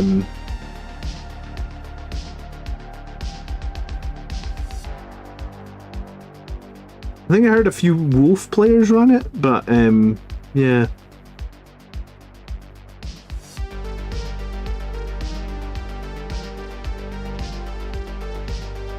Robert got the Imperial Fist box for the Heavy Intercessors. You wanted a... I kind of wish that they'd improved that first oh, what's it called? The first company detachment by now, because like that's another detachment that gets like no play, right? Like we very, if never, see people playing that first company detachment. Has anyone actually played against the first company detachment? I know some people have tried to build lists for it, so maybe it's not as horrible as I think, but I don't know anyone that's... Like, I've never come into a tournament and be like, oh, it's first company, that'll be interesting.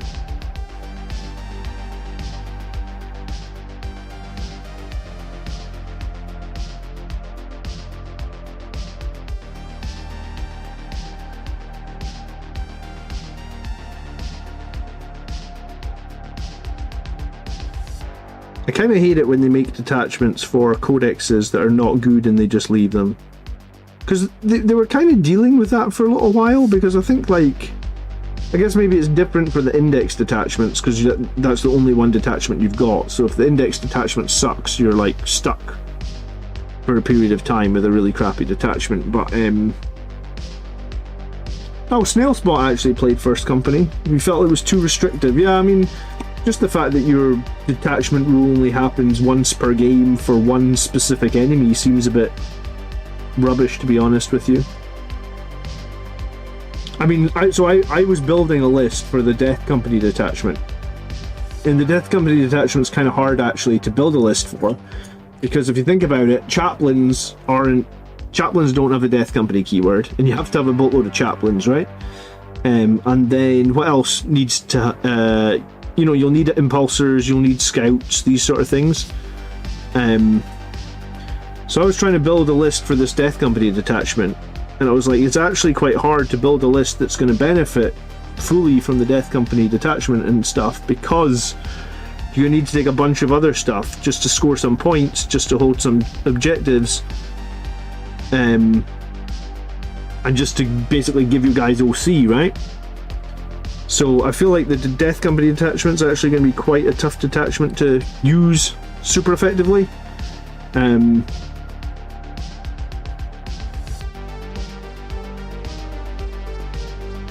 you know, at least in that detachment, you're building towards like a lot of your units will get the benefit from the detachment because they'll have the Death Company keyword, whereas in like first company, it's like barely anything. I mean, I guess it's got some good stratagems, but overall it seems well too limiting.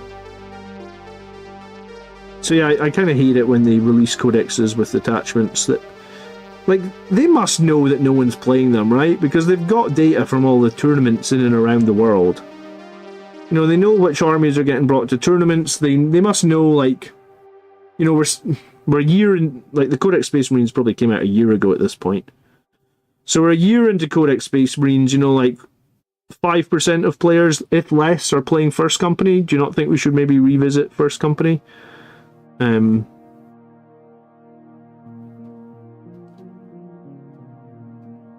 guess it is what it is, right?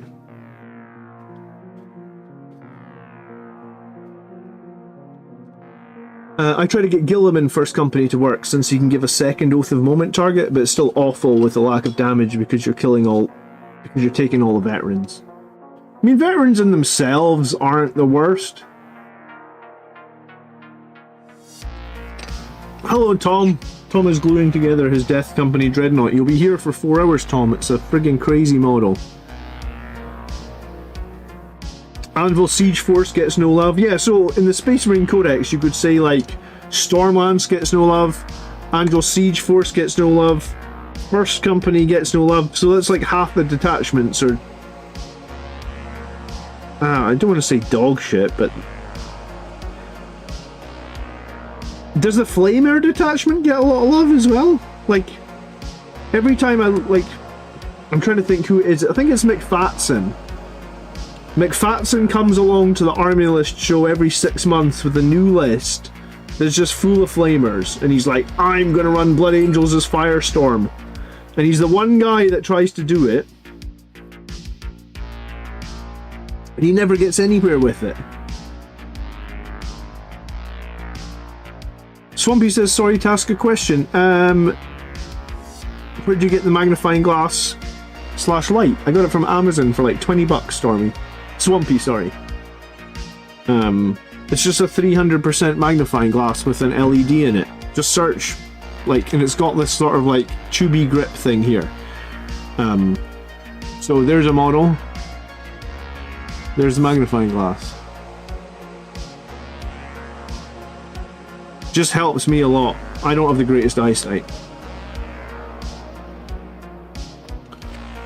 This one, it actually comes with like, the battery on it used to last like 2 hours, but this one's old, so I have it plugged in all the time now.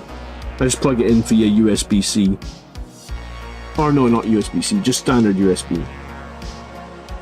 But yeah, you get various versions of this on Amazon for like 20 quid. I believe if you want the exact same one that I've got, it was a 300% magnifying. The only downside to it is that I find that when I'm painting, with 300% increase, I can see a lot of mistakes that I do not see with the naked eye. So for example, like I paint this model just now for 2 hours, I'm obsessing about some little detail that I can see because I've got my magnifying glass on, and then when I actually take the model afterwards and look at it without the magnifying glass, because I don't really look at them with... I'm always looking, I'm not like taking them out and inspecting them without the magnifying glass. It's only like after the stream. I might pick the model up to look at it after the stream and be like, oh wow, it looks great, and I can't even see that little detail that I was unhappy with that I spent like half an hour trying to fix. So that's the only downside, I think, to the magnifying glass, is it will let you see things that, like, with the naked eye, you are just not seeing. And I got brand new glasses at the moment, so my vision should be perfect, and I'm still not seeing them. Maybe it's not quite perfect, but I do have new spectacles.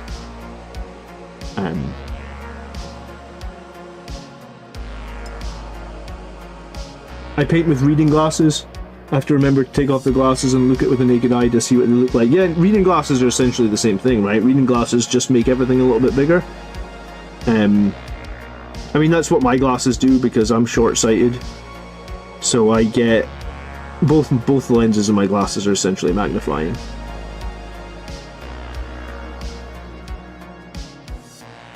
But yeah, reading glasses, I suppose you can get like in any random like pharmacy or whatnot. They always have like stands with like reading glasses on them, so that's an easy way to be able to see better.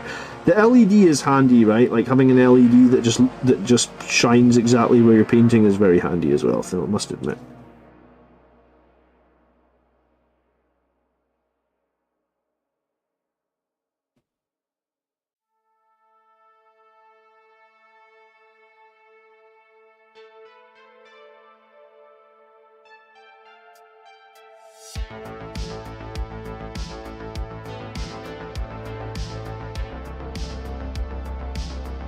It took me 2 hours to glue the Martas and Astaroth together, living Nottingham and GW's on my doorstep. I was buzzing to grab the last box. Loving the channel, by the way. Blood Angels all the way. Oh, that's cool.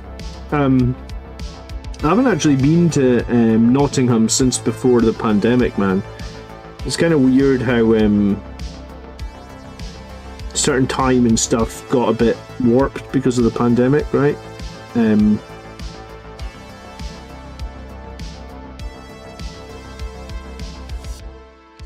I look at it as a positive. It means when I go back to Warhammer World next time, there'll be lots of new shit to see, I guess.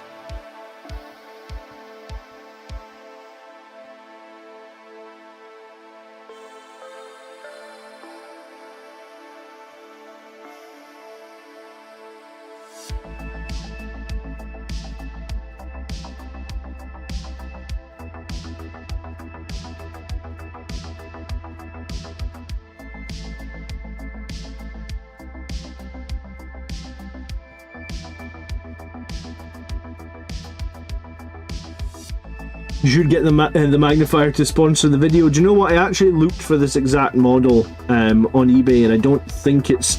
Sorry, not on eBay, on Amazon. I don't think the exact brand is there. I'm sure it's like a Chinese company.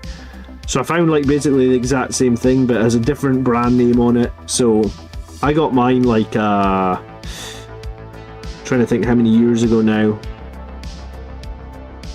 7 years maybe? Like the battery's been crap in mine for like 5 years at this point. That's why it's always plugged in. I think when it was brand new, the battery lasted about 2 hours, which, I mean, how many 2-hour paint sessions do you do? Lithium batteries are only good for like 500 charges. So I think the battery was good for about 2 years, but honestly the battery's been crap now for like 5 years, I guess. So I think I've had the magnifying like 7 years. I dropped it one time, that's why there's like duct tape on it as well. You know. Every hobby thing I use on this channel has been through the wars. It's basically from the 41st millennium. Outline says, looking to get some more Death Company jump intercessors. Recommendations on what to buy to make another 10-man. Well, I mean, people said that you should buy the regular assault intercessors because they have better poses, and try and find jump packs for them. But you can't. It's hard to just find those jump packs, right? Like, you'd have to 3D print them, or you'd have to find a third-party vendor selling jump packs. Jason just finished Arnold Schwarzenegger's book. I liked it a lot, Jason. I think I liked it more than I expected.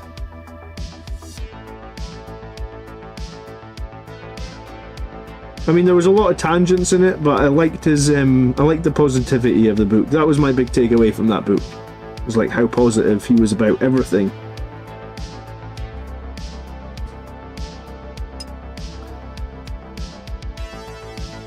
Can Sanguinary Guard run a second pistol in 6-man unit? Highland Phoenix asks. No. Why do you think they can? It literally says, one model may take an Infernal Pistol. On the data, like you don't have the new Codex, Highland Phoenix?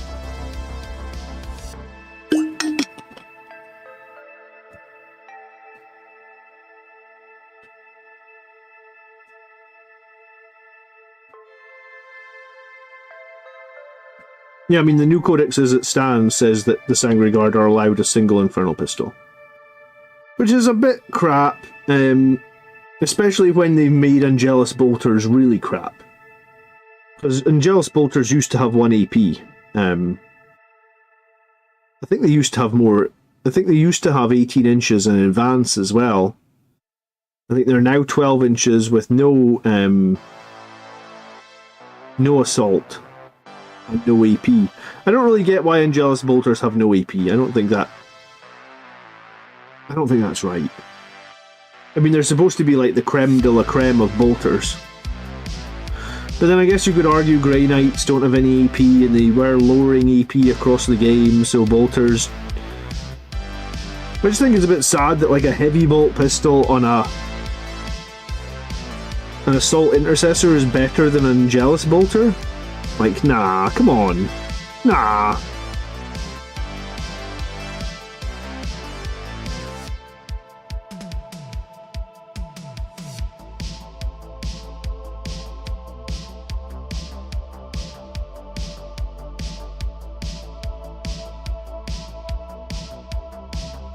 But yeah, so our chances of like opening transports with the Sanguinary Guard and Death Company are gone, man.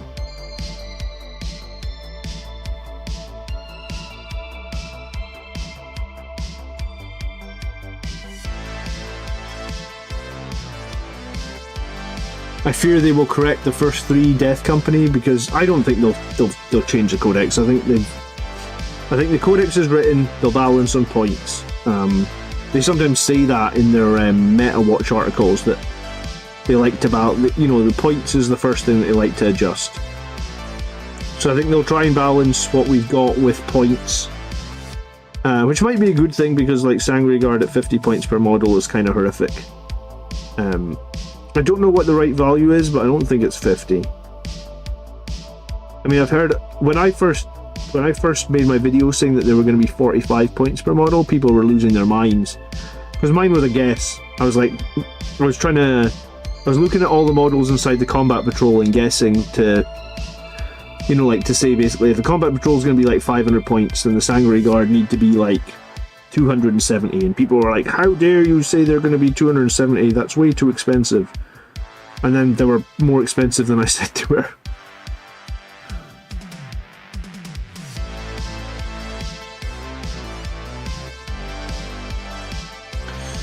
So I feel like it's unlikely that it will balance on points. I guess we'll find out, but I do think that's unlikely. Sorry, they'll balance on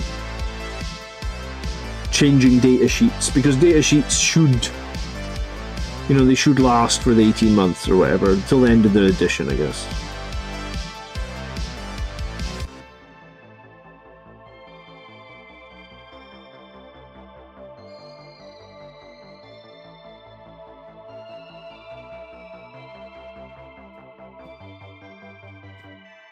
Guess we'll find out, right?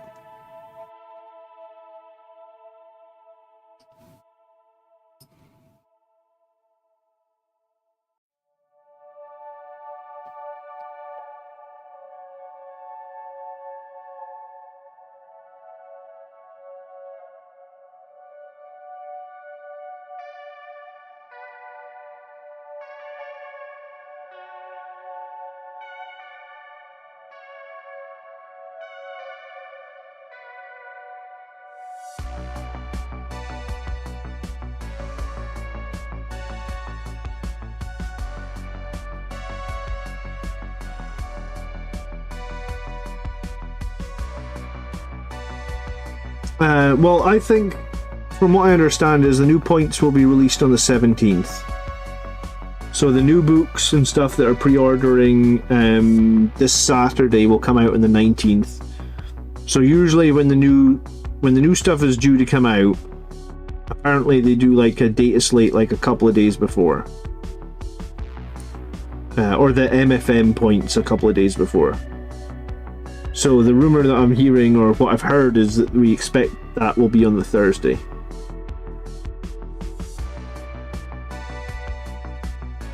So 17th of October we'll get like a points errata.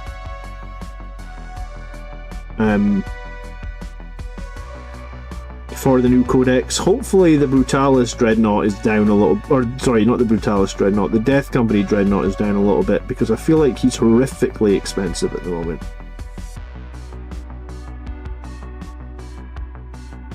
I would quite like to field the new Death Company Dreadnought, but I'm not going to field him at 220 points. I feel like he has to be on comparative levels with the Brutalis Dreadnought, or I feel like the Brutalis is just going to always be better. Because the thing is, people can like literally choose not to shoot him, and then they just like avoid his special rule, right? And I feel like if your opponent is somewhat of a good player and they know that there's a way to avoid your special rule, then they will just avoid your special rule every day of the week, right? Whereas, like, I feel like with the Brutalis Dreadnought, they can't avoid the special rule. So it's an interesting... Is it interesting? I guess it's just... It's... Yeah, I mean, it is interesting. It is and it isn't, right? It's interesting that they gave him a special rule that can be avoided, and also made him a horrific amount of points.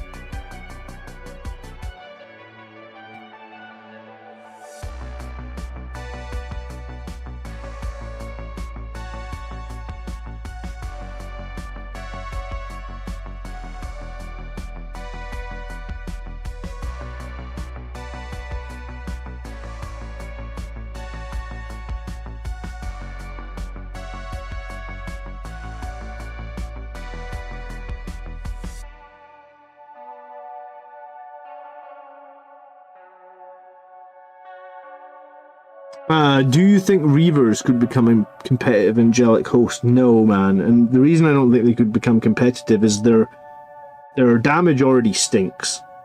Like, their damage stinks in Like, if you're running a Liberator Assault group, I would tell you still not to run Reavers, because I think their damage stinks. And that's with the +2 strength and the extra attack. So I think without that, they're just going to be... I mean, I think they're kind of garbage in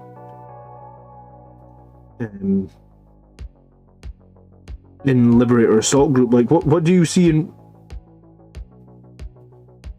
Like, I'm the same as you. I bought Reavers when they were very first announced. I've had mine painted for like 5 years. I friggin' hate painting models that are never going to be competitive. Like, I genuinely... Like, I could be halfway through a model, and if it becomes uncompetitive, I just instantly stop painting it. Just goes back into the drawer in the state it's in, and it's like... On the plus side, if it becomes competitive 2 years later, I'll go and dig out of the drawer and be like, oh cool, I got these... You know what, suppressors are a good example. I got 6 suppressors and they're all half finished. So if I needed to get suppressors ready, well, I got 6 and they're all half finished, but they're garbage competitively, so because they're garbage competitively, I don't play them, right?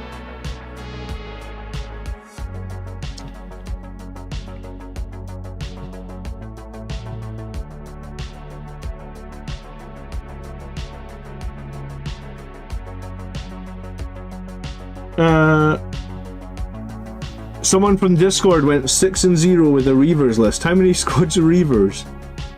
In, how big an event as well? 6-0 means like it's a pretty epically big event, right? They probably don't have the right jump pack infantry keyword for the Angelic Coastal back instead.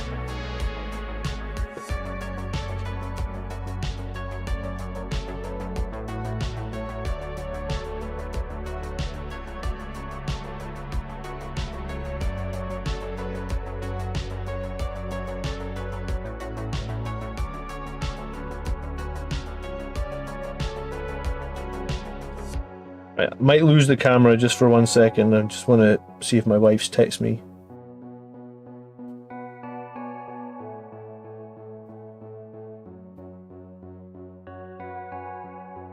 Was he still wheezing when you got to the doctor?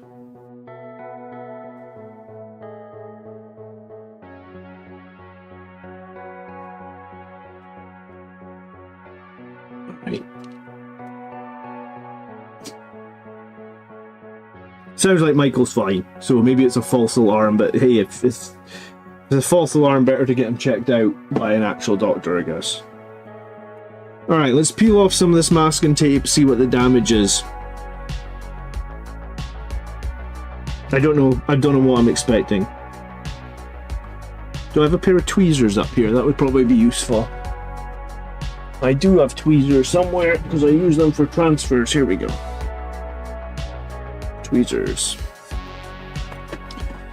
They have deep strike, but no other keywords. Well, Crozier, let me know how you get on with Reavers list. How many Reavers are you taking, Crozier?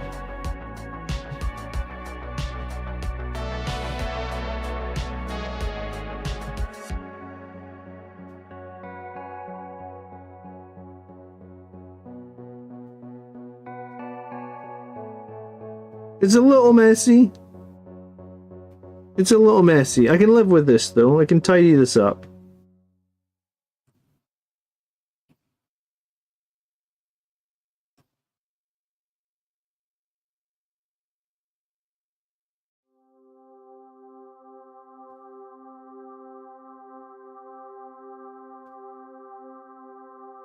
Oh, that one bled really badly. Okay. I think the idea of painting the clear Lamian one before has helped a little bit. But some of it is bled. It's fine.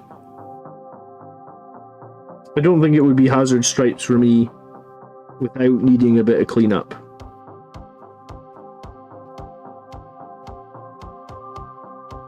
I just need guide. I'm quite good at freehanding with stencil. Yeah. It's okay.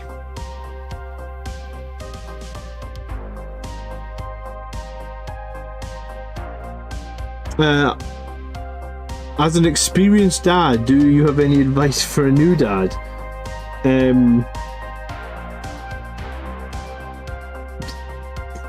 Tough question. Try and appreciate what you have, man.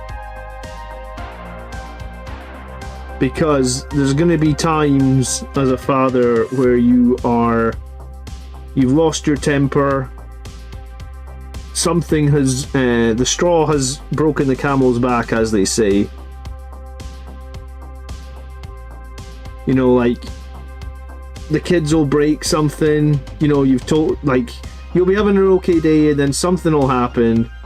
And then something else will happen, and then something else will happen, and then in the evening, when you've got through these 6 difficult things, then someone will break something, right? Like, you've told them 5 times not to throw the football, and they throw it again, and it hits something on the windowsill or something, and it smashes, and that's going to be the straw that breaks the camel's back from you. Like, you know, you're going to be upset.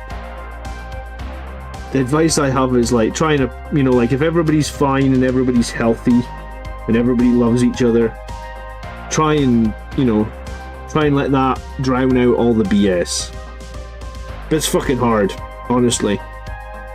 And be positive when coaching them. Yeah, be positive, be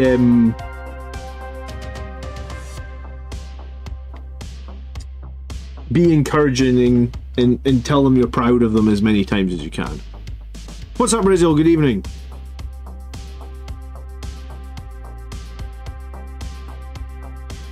Try and enjoy every moment because it's over so quickly. Yeah, and there's going to be times and there's going to be days where you feel like you can't enjoy it. You know, like, because you can go through a lot. Like, you know, you could.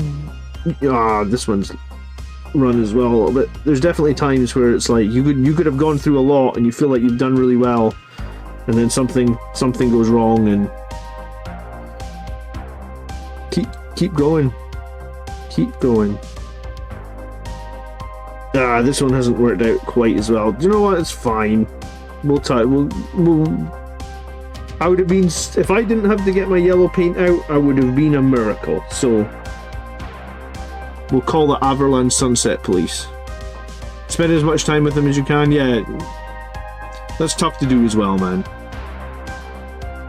That's all they want. Yeah, they do. They want to spend time with you. So whenever you get the chance, spend time with them, I guess.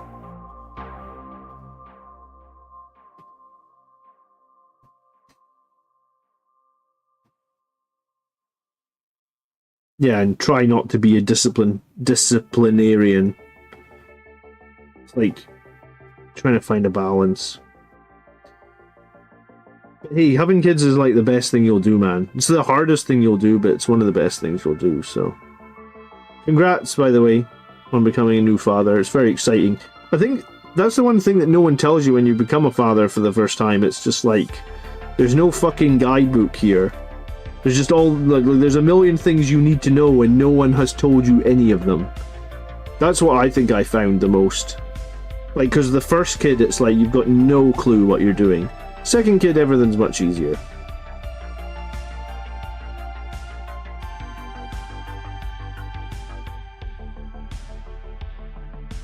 Alright, that one hasn't worked out so well. Okay. Oh well, we are fixing hazard stripes. We've got something. We got something. I feel like all that time for the masking tape, it might have been just as quick to freehand them on, but we'll see. We're all winging it. Yeah, I mean, we are.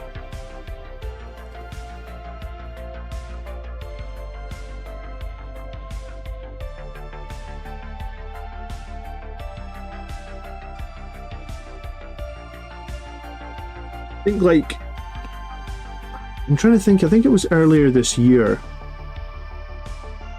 It was the first time, like, we had the kids in the car for, like, we took them to, like, a swimming pool. It's called the Aquadome. It's, like, an hour drive away, and it's got, like, lazy river and flumes and all this hot tubs. The kids can go in. It's got a wave pool and all this sort of crap.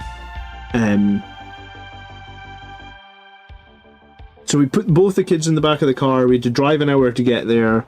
We play in the pool for a few hours. I think we maybe went into town and did some shopping.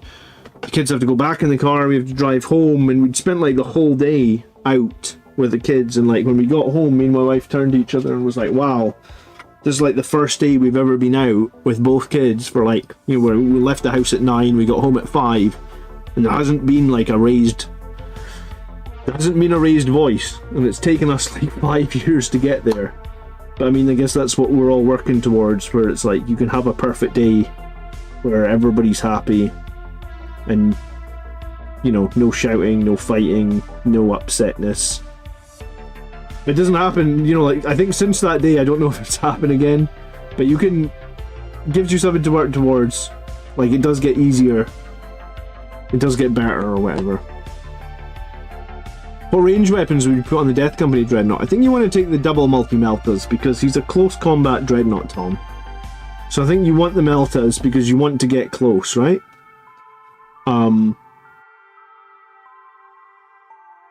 And I think you want to take the Talons because the Talons give you the sweep attacks. So I can see no real reason to take the heavy bolters. Unless you love heavy bolters. I don't think heavy bolters are particularly good weapons, so I think it's the multi-meltas. 1 second. Yeah.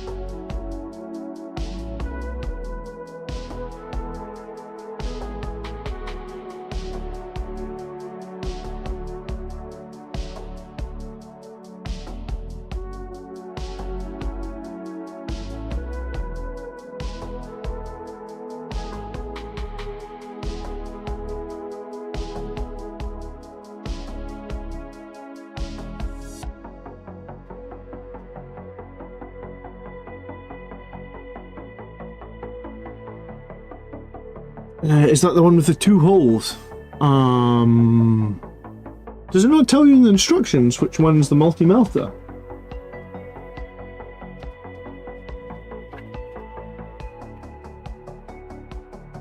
I've got the instructions right here. Thanks so much, Anthony Rob. Thanks for subscribing. These ones.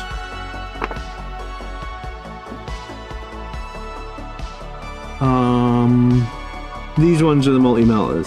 E28, E27, E25, E26. I honestly don't see any reason to use the heavy bolters. I think you always want the multi-melta. Do you know what, it should probably say, if this box is designed to get new people in, it should probably say what that weapon option is. I suppose these instructions are language agnostic, so they don't actually... Like, the instructions aren't really in English, they're just in pictures, right? I guess that's maybe why they don't say as such.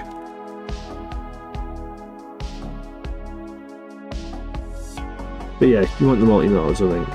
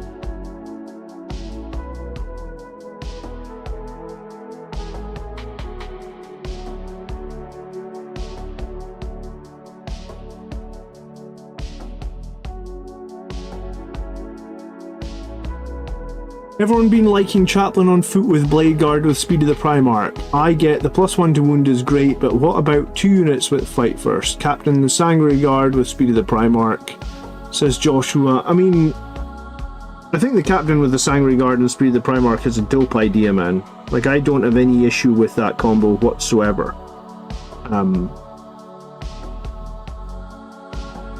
My only issue, I suppose, is I am already running Dante plus 6 Sanguinary Guard.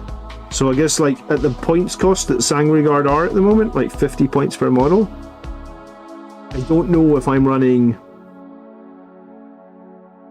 12 Sanguinary Guard at that point cost. I guess we'll have to see what the costs are on the 17th, because apparently the MFF is coming on the 17th. So we'll have to see on the 17th what the costs are for Sanguinary Guard. Because right now I feel like... I don't know if I feel like you can run a lot more than 6. Because at 50 points per model, that's kind of eating up like a lot of points.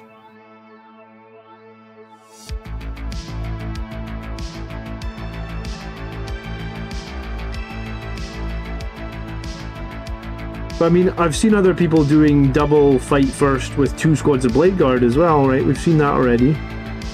People doing 2 Blade Guard, 1 with the Chaplain, 1 with the Judiciar. That's a strong combo too, I feel like. Some people are doing Gift of the Foresight on the Judiciar to give him the guaranteed devastating wounds. He does have precision as well, which is pretty nice.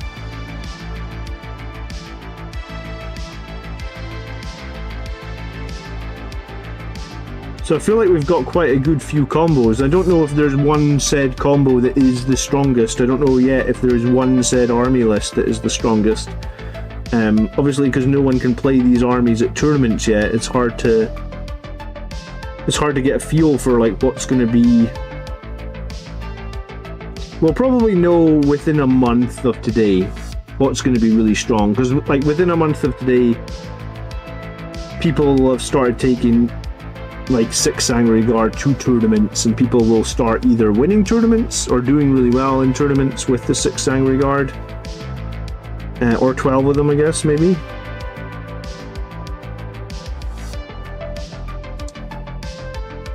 It's good to have, you're right, Marius, it's good to have lots of options. So I'm actually kind of happy with what we have. I know some people are not so happy with Liberator Assault Group, but I think it's a good detachment. I think it's going to have more options than the previous one had. Because I think the issue with the previous detachment was like all you wanted to do all the time was fight on death. Like if you were playing Sons of Sanguinius to a tournament, you literally always wanted to just be hanging on to 2 CP to fight on death. And there's not necessarily anything bad about that, but it does limit all your other plays, because it's just like, oh well, I really want to use this stratagem, but I need to keep 2 CP for fight on death.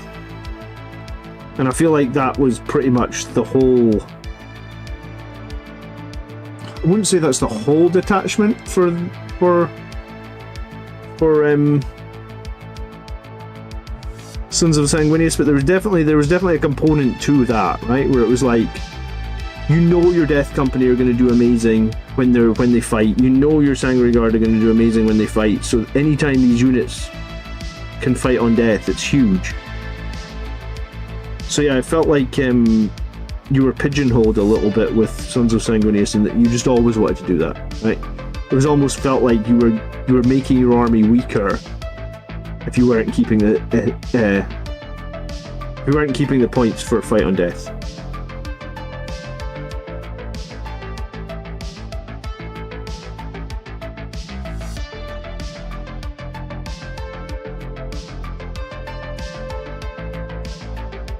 Smithy loves lag. Yeah, I quite like lag as well. I think my list, I'm not sure my list with lag is good yet, but I think I'm going to have more fun with lag than I did with the Codex detachment.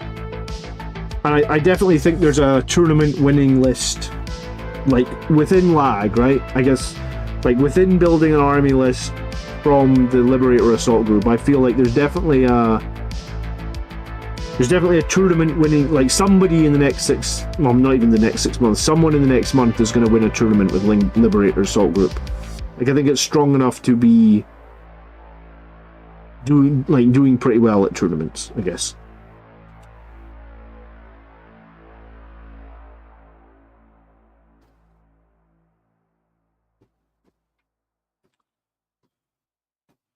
Do servitors ever lag? I don't know, man. I've never met a servitor in real life. Do they lag?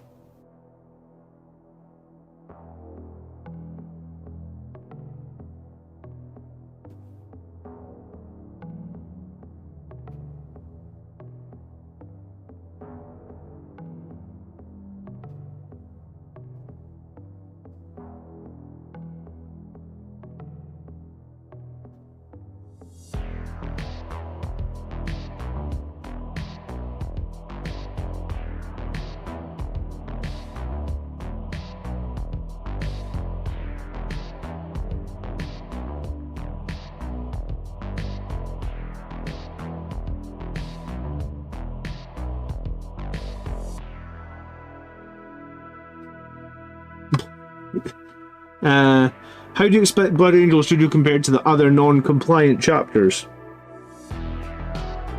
Good question. But I think, and I'm probably biased as all shit here, Marius, I think Blood Angels are the best Space Marines, like, at the moment. In terms of, like, if you're just trying to win an event with Space Marines, I think you're probably most likely to do that with Blood Angels. Right? Would that be fair to say? Like, Iron Hands were very good at the start of the edition. I feel like Games Workshop have kind of done Ultramarines a little bit dirty, right? Like, I feel like Ultramarines... Gladius is fine. I get Gladius as a thematic detachment for Ultramarines. Because it's like based on the Romans, the gladiator sort of feel to it, but I don't think it's super strong. So I think, like, out of all the Space Marines right now, like, I think Blood Angels have the best chance of winning tournaments. I think we probably have 3 detachments we can do well in. We can do pretty well in Gladius, we can do pretty well in Liberator Assault Group, we can do pretty well in I imagine the Angelic Host is probably going to see some play as well. I've played against the Space Wolves and the Dark Angels, both since they've had their Codex. I think they're both...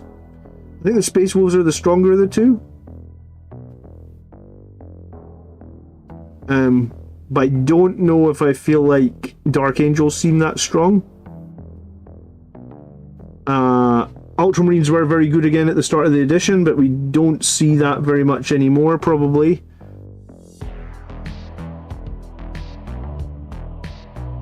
And then we were talking a little bit about Codex Space Marines earlier tonight, saying that, like, in Codex Space Marines there's a lot of, like, detachments that are just pure bad.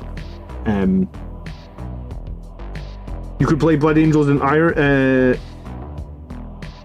Hands. It's not called Iron Hands, it's called Iron Storm.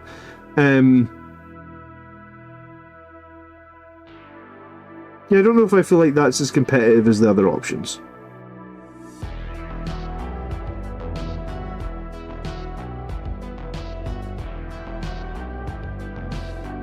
Reziel says, taking my opinion on the state of 10th edition stuff with a grain of salt, it appears to me Blood Angels was just given the best rule set to the average player. Top tier players, hard to say. Well, I mean, I think that's... With the terrain as it is right now, based on, like, the Games Workshop terrain maps, Blood Angels are very strong. Because those terrain maps nowadays have so much obscuring cover. I actually don't know how you really do well as a Tau player anymore.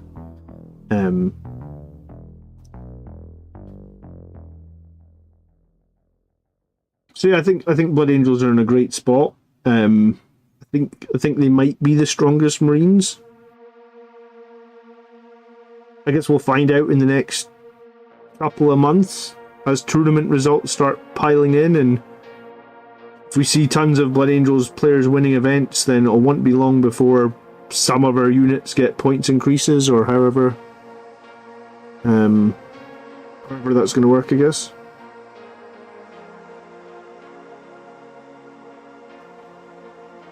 Hello, John. I've converted 10 intercessors to assault ones and wanted to ask if I should stick jump packs on them. Do you see any assault intercessors finding usages? Yes.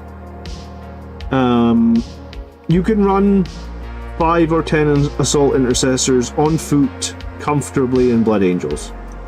If you want to do that, you want to put them inside a impulsor, you want to attach a captain to them. They give the captain reroll hits. No, sorry, they give the captain reroll wound rolls, and the captain can get that once per game 9 attacks, devastating wounds nonsense. I guess in the Blood Angels detachment you can actually get sustained 3 on that. So yes, there's a very strong argument to have assault intercessors on foot in Blood Angels.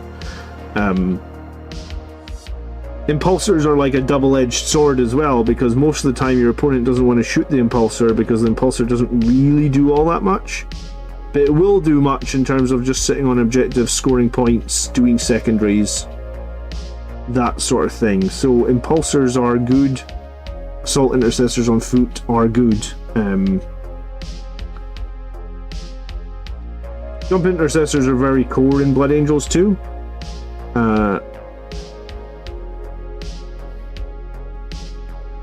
Would I say they're more core? I think they're about the same.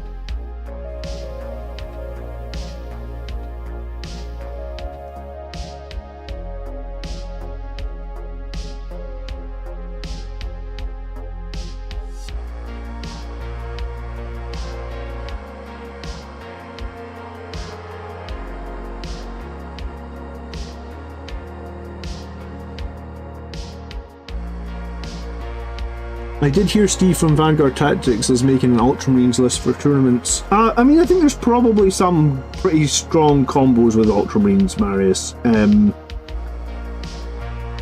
Vanguard was like the preferable play with the Centurion Devastators, right? Because the Centurion Devastators can get picked up and put down like every turn. The Vanguard gives them stealth, it gives them more potential AP. Centurion Devastators are arguably one of the best damaging units, I think.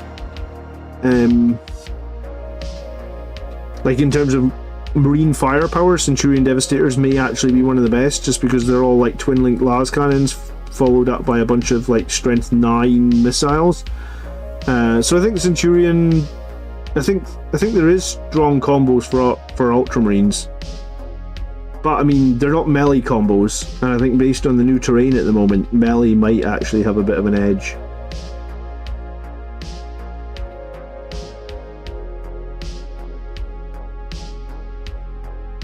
But yeah, if I was an Ultramarines player, I for sure would try the Vanguard Ultramarines thing. What do you think is the best unit to have in Angelic Host Reserves? 500 points. Well, reserves are 500 points.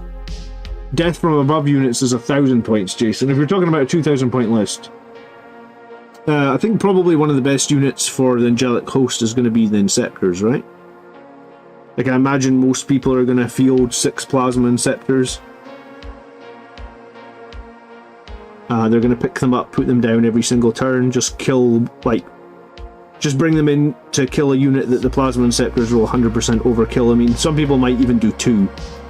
So every turn you're just going to bring 12 Plasma Inceptors into an obnoxious spot that's really hard for your opponent to get any firepower or any charges on. You're going to blow something the hell up, and then you're going to lift them off the board and do the same thing next turn, right?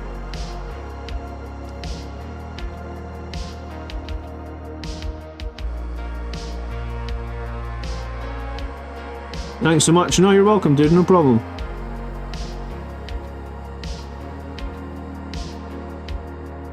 I think the new Death Company Dreadnought is about 50 points too expensive as it stands.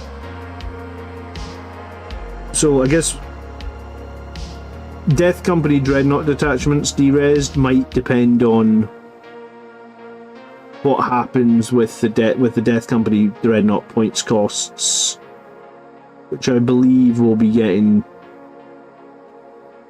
shared on the 17th. The 17th is supposed to be when we're getting the MFM points, which will be the updated points, which will essentially let you play your Blood Angels Codex.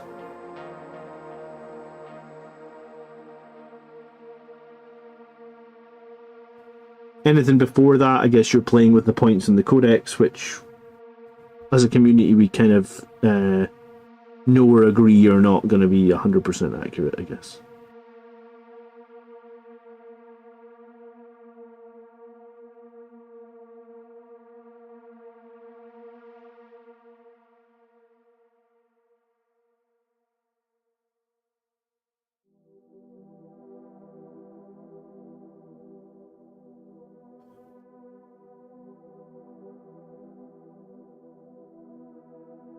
I think Thrillwood is saying that the Death Company Dreadnoughts is about 50 bits too many. Yeah, it's like 110 pieces or something, dude. It was crazy, actually. I don't know why it needed so many pieces. Like I said, the only real customization is the talons and the multi-meltas. Like, I don't know if it needed 110 pieces. Especially when the Ballistus Dreadnought was like 15... I think it was like 17 pieces, right? You could make a Ballistus Dreadnought in like... You could probably make a Ballistus Dreadnought in an hour.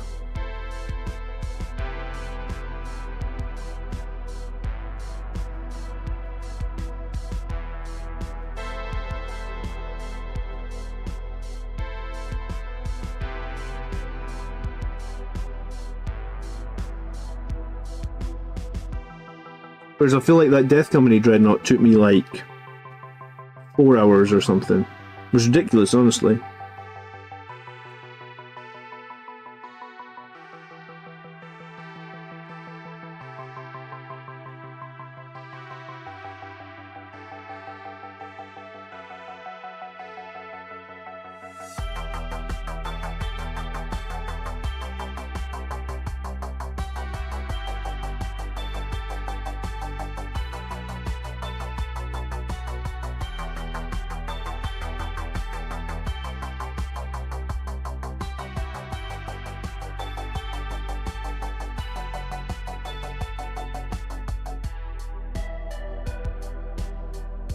Yeah, I've seen some really nice 3D printed upgrade kits for that Dreadnought, so I've already got one Brutalis, so my thought was to wait until I get one of these upgrade kits for the second Brutalis.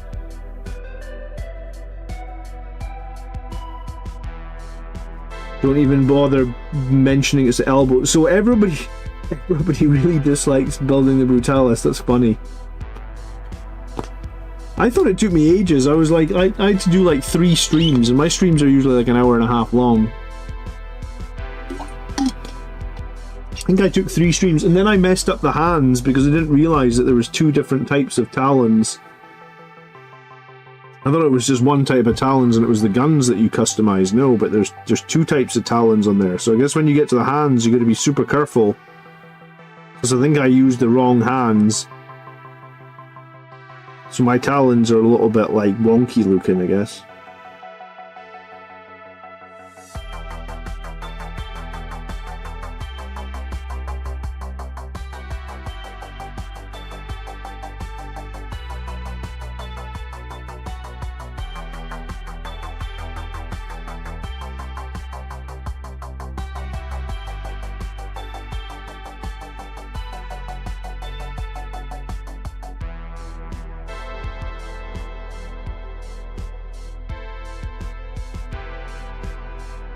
I have awoken.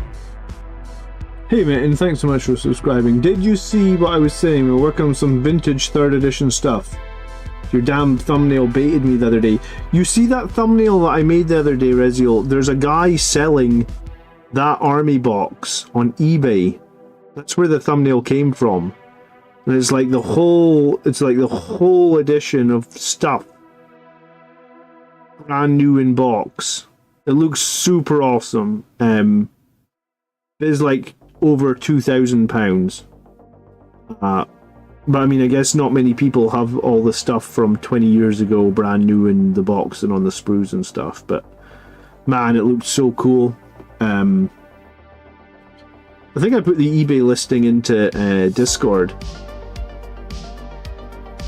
Just because when I saw it, I was like, oh my god, I want this. But I'm never going to spend that much money on it. But it was super cool.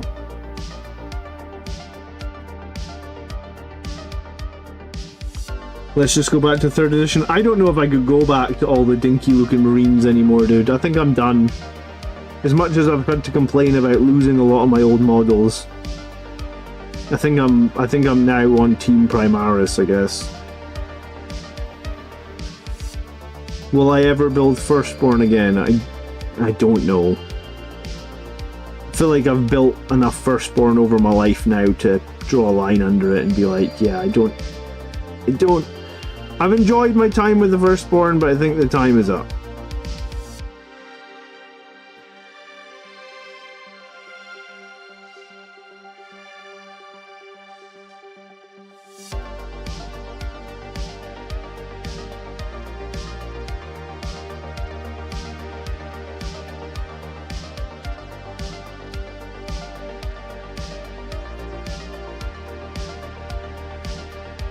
Or you could proxy the new models for the old system. I'm good, man. You do you, though, right? I want to win the next GT I go to, Reziel. I want to make it back-to-back GT wins. I think I know when the next one I'm going to is.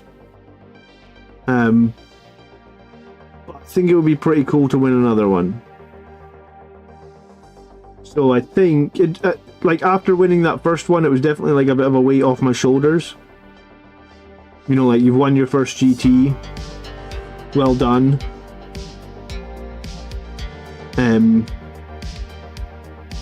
I think in the aftermath of winning the GT, like I barely played 40k. I barely played 40k for like a month. I mean, I think I had a holiday booked shortly after going to the GT anyway. So I would have probably played like 1 or 2 less games anyway because I was going on holiday. But like I just basically said like, I'm not playing 40k much this month. I've been trying for like 4 years to win a GT. Maybe even longer actually, let's see. I mean, probably been trying to win a 40k tournament my whole damn life. So I've won the GT now.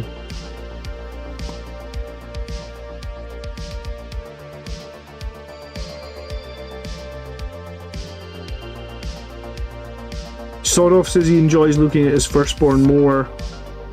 See, I enjoy looking at them, man, but when I can't ever play with them, I guess I lose something. And I mean, I feel like I've done all the old editions of Warhammer, and no one's going to be running a 3rd edition tournament, for example, right? I mean, if they're running 3rd edition tournaments where you are, by all means, awesome, but they're not running them here in Scotland. Is it legal to put third-party shoulders if you want to play in a tournament? I need flesh tears markings. It's legal unless you're going to an official Warhammer tournament, because Warhammer tournaments, they don't like you have third-party stuff. If you're just rocking up to like a local grand tournament or a local event, chances are no one will care if you have third-party stuff. Chances are no one will even care in the local stuff if you have the right models, the right weapon equipment. So as long as your army list is right and you tell your opponent if there's any disparities, you're clear with your opponent, like, hey, because I never had, I feel like I never had Death Company with 10 Infernal Pistols and 10 Power Fists, because Death Company's weapon loadouts were changing all the time. I think a bunch of my Death Company had Thunderhammers, and maybe like half the squad were armed with Thunderhammers, half the squad were armed with the Infernal Pistol Power Fist, but my army sheet said that every model has an Infernal Pistol Power Fist, and I would always say to my opponents, like, if something on the table isn't the exact model that you're running it as, I think what you do is at the start of the game, before you start the game, and it's very simple to do. I actually had a Dreadnought one time that I wanted a plasma on, right? You know, the Redemptor Dreadnought. I wanted it to have the plasma arm, but I only had the easy to build version that had like the bolter arm. So I printed out a picture, like on a bit of paper, of the plasma weapon and blue tacked it to the side of the Dreadnought. So I was at the tournament, anyone said to me like, what weapon has that Dreadnought got? Well, I was like, well, that's why the picture of that weapon is stuck to the side of it, because I am running it with the plasma cannon because I don't like the bolter, but I don't actually own a Dreadnought with the with the plasma cannon. I only have the easy to build one. This is going back a few years, right? Before, because now I've got 3 Redemptors and they all have plasmas. But this was before I had any with plasmas. So like I could say to my opponent, clear as day, this model has this weapon. You can see it's stuck to the model, and that's how I'm running it for this event. So yeah, I think you can totally use Flesh Tearer's shoulder pads. You might even get away with it at Games Workshop if they're painted nicely and they look like the official ones, but you're not supposed to.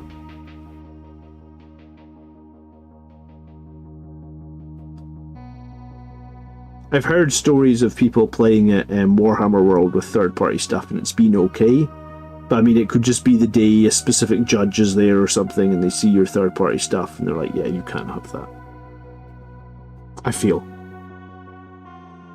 Play Eldar, 30-year-old models are still valid. Not for too much longer, Frank. I don't know if you were watching. Apparently they are legendsing a bunch of Forge World Eldar stuff. I guess that's coming very, very soon. I mean, at this point, it feels like Forge World is no longer going to be valid in 40k.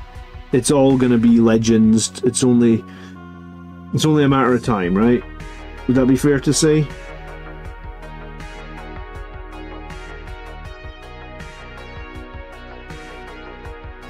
Joe, I was really worried about the Power Fist. The stripes are a bit thicker than I thought they might be. But I honestly cannot remember if I've ever done a Power Fist with hazards. No, I must have done some on Terminators a long time ago. So the stripes are a bit thicker than I probably wanted them to be, but do you know what? It's good enough. I'm happy. I've kind of reached the point of, like, not no return with this squad, but, like, I've reached the point where, like, I've put so much time into the squad, I just want to get them finished. GW are removing all Forge World stuff for 40k. Yeah, so, I mean, like, maybe the Straeus is staying, I guess. And maybe, like, some Knight chassis are staying, but I would say for the majority of stuff, Forge World is no longer going to be... Like, I'd say 90% of Forge World is going to be gone from 40k. I don't know if I love that. I don't think Forge World were as big a problem as they think they were. Like, very rarely did you ever see them. Usually when someone took them to a tournament, they were just coming to have a little bit of fun with it. I don't feel like Forge World were necessarily a problem. Mr. Yeats says, my FOMO box arrived yesterday and I'm picking Astaroth now. What do you think the chances are that we get 3 Power Fists down to 2? I think it's slim. Some people seem to think it's going to happen. I think it's slim. I think if they're going to, I think they purposely said that the Death Company can have 5 special weapons. I think that was pretty much on purpose. So basically half the squad. I think that was a conscious decision. I guess time will tell, but I don't think they'll do that. I think if anything, they will. They'll just balance the Death Company on points now. I think they've got them down to half the units can have a special weapon. I think they'll feel that that's more balanced than it was before, where like everybody had the special weapon, right? So I think that's probably what we're gonna have.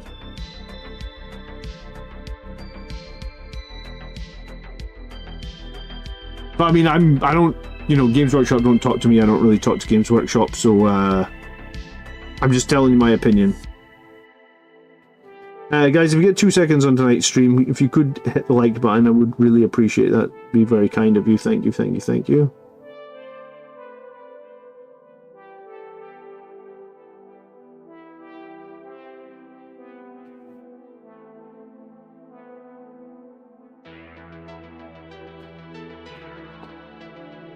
Alright, cool. We have, I guess, what I'm calling Draft 1 of Hazard Stripes. I don't think they're good enough.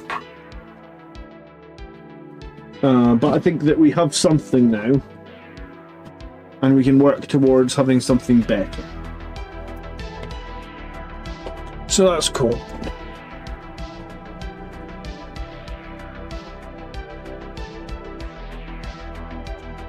We'll get the black back out. I was going to say, what's the time? 10 past 11. Alright, maybe I'll do like 10, 15 more minutes.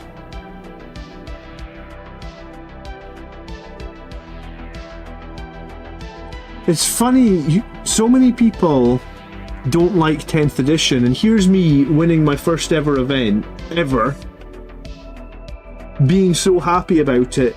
I really hope it's not going to come back to like a point where people are like, oh yeah, you won a tournament, but it was 10th edition, and no one liked 10th edition. I was like, I think 10th edition actually was hard to get into for some people. And I think it could have been to do with all the Legends nonsense. Because a lot of people lost units to Legends. Hell, people are still losing units to Legends now. Like, every army is losing units to Legends in 10th edition. And I think that really put some people off. But I didn't really have a choice for it to, like... I still wanted to do my YouTube thing, so I was just like, I gotta suck it up and just play and enjoy it. like, I wouldn't do YouTube if I didn't enjoy it. So it's like I didn't really have a choice. I've got to just suck it up and play and get used to 10th edition. And I think when I started doing that, I guess I found enjoyment. Got used to all the new keywords, got used to all the new rules, got used to the new army building, and didn't hate it like everybody. Like I know a lot of people don't like 10th edition. But I guess I'm happy with it.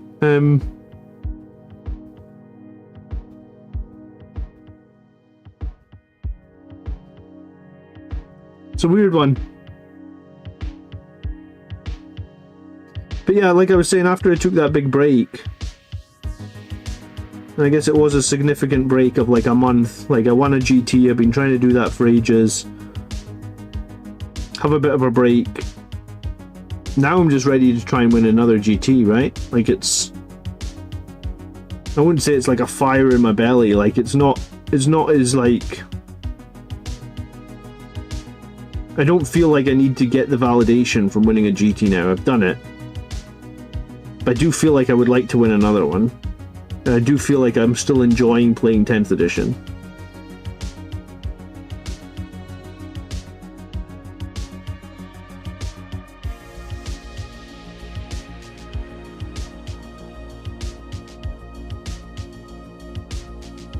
It could also be that I only get... Do you think Gabriel Seth is coming back? I think if he's going to come back, he's going to get his own release, maybe.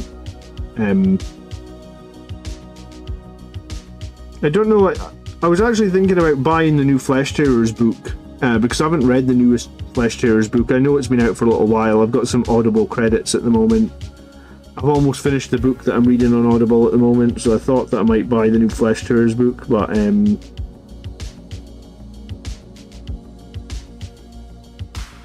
think it would make people happy if Seth came back.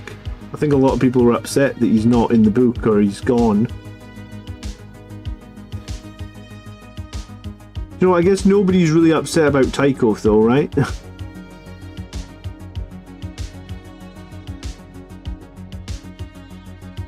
John, you need to go after a major. I don't want to even try a major Highland Phoenix. I'd be too tired, man. I'm too old for that shit. If I play 5 games of Warhammer over 2 days, game 5's a disaster.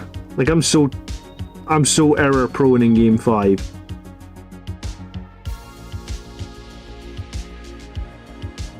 What am I reading? I'm trying to remember the title of the book. It's the second one in the Darth Bane trilogy. I'm reading a Star Wars trilogy at the moment. It's actually a really good trilogy if you've not read it. It's one of my favourite Star Wars trilogies. I've read it before. That's book 1. Path of Destruction. But I mean, I'm not reading it. I'm reading it from Audible, right?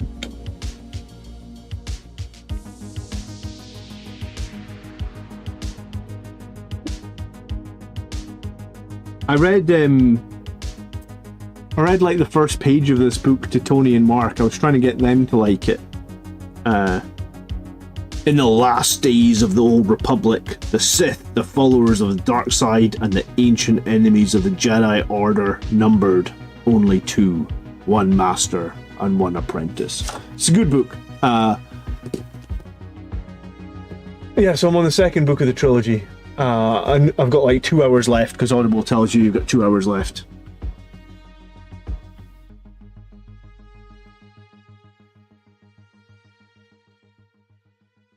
So yeah, I don't remember what was the Flesh Tearers book. Did anyone buy it? It had like a red. Well, of course it had a red cover. It's Flesh Tearers. It had like a red cover with the guy with a chainsword, of course, because it's Flesh Tearers. I'll need to search for what it was. I'm sure I saw it on Audible. I maybe even recommended that you guys get it in one of my videos, but I never got around to getting it yet. I actually didn't mean to reread those 2 books, but I have. I was on a long car journey and I had nothing to. Well, I mean, I could have listened to the radio, but I kind of hate listening to the radio. So I put on the first Star Wars book and then I got right back into it because I think it might be my favourite Star Wars trilogy. It's only the second time I've read it, so.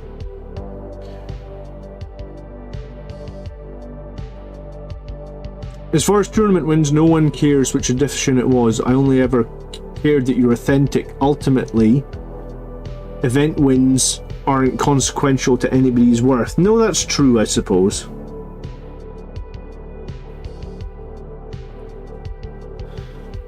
But it does, it does, you know, like how do you put it? It does like try and validate your own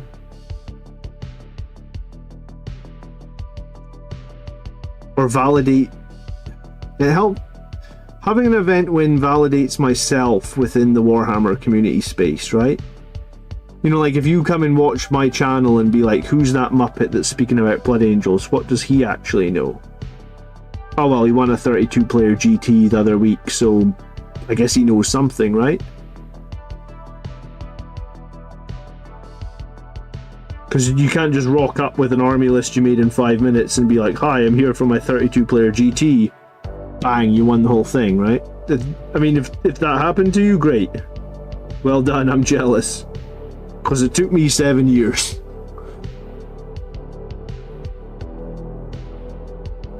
And I guess that's the other thing that I can say now is like, if people are getting frustrated or people are trying to win a tournament or people are trying to do better at tournaments and it's taking them ages, well, I can be like, well, do you know what? It took me 7 years. So if and people often say that they think like I'm above average player. So if it takes an above average player 7 years and you're new to the game, then if you've not achieved anything even after 7 years, hey, it's understandable. It's a tough game. There's a lot of rules, lots of things to learn.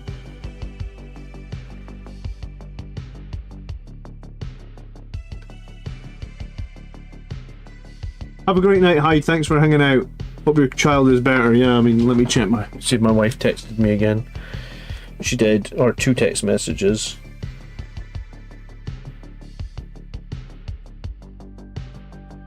Oh, they think he's got an ear infection. Okay, well, yeah, his temperature was all over the place. Okay, that's great. You've got him there at the hospital. Best place for him. Keep me updated, please. Kiss.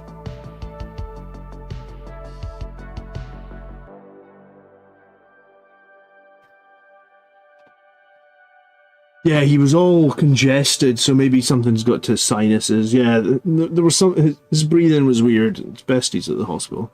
Thanks, though, Hyde. Yeah, last week one of my kids was in accident and emergency for like 6 hours tonight.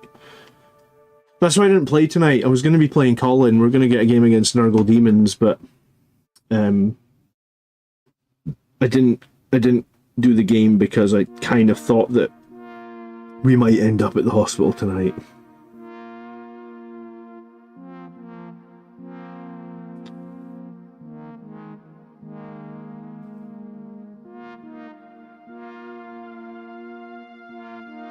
But I mean, if they think he's got an infection or something, give him antibiotics.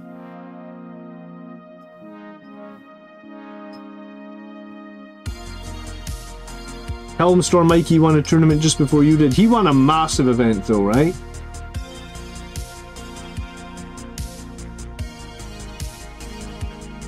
Marius says, I've considered making a channel just because I'm desperate to get my opinions out.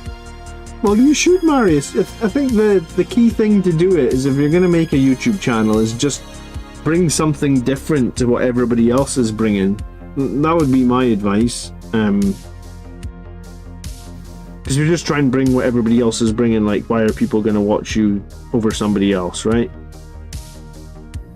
I guess there's a lot of creators in the 40k space, so you just need to bring something with probably authentic and unique. If you can do that, you'll be on a winner.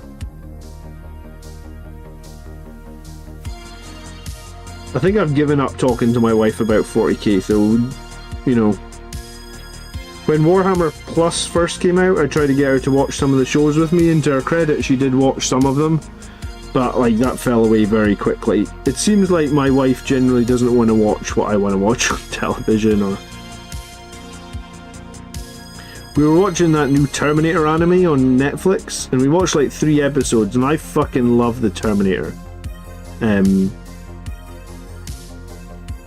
Probably what it was is when I was a kid, one of the first ever 18 movies I watched, or 18 rated movies, was the Terminator, and I probably watched it when I was like 10. And it scared the shit out of me.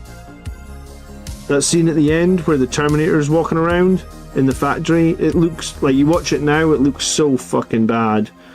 The graphics, everything about it is so bad, but at the time it scared the absolute Jesus out of me.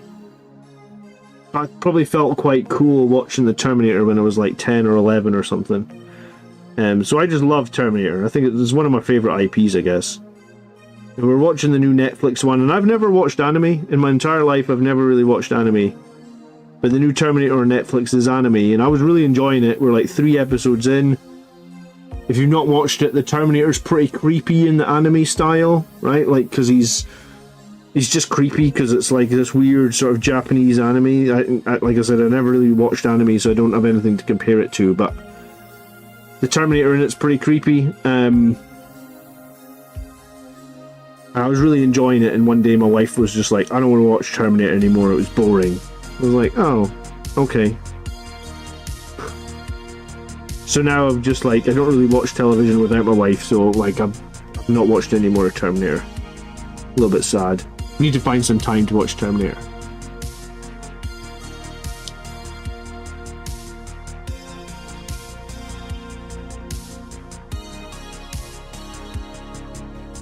Rizzo says, I love spreading my opinions around, it's why I started a channel. I just try and remind myself to temper what I assert based on actual experience and accomplishment. OG Terminator was on a shoestring budget, yeah. You know they're doing a 30k, sorry, not a 30k, I think they're doing a 40-year anniversary edition of the original Terminator movie. I don't know what's new, but I've heard about it.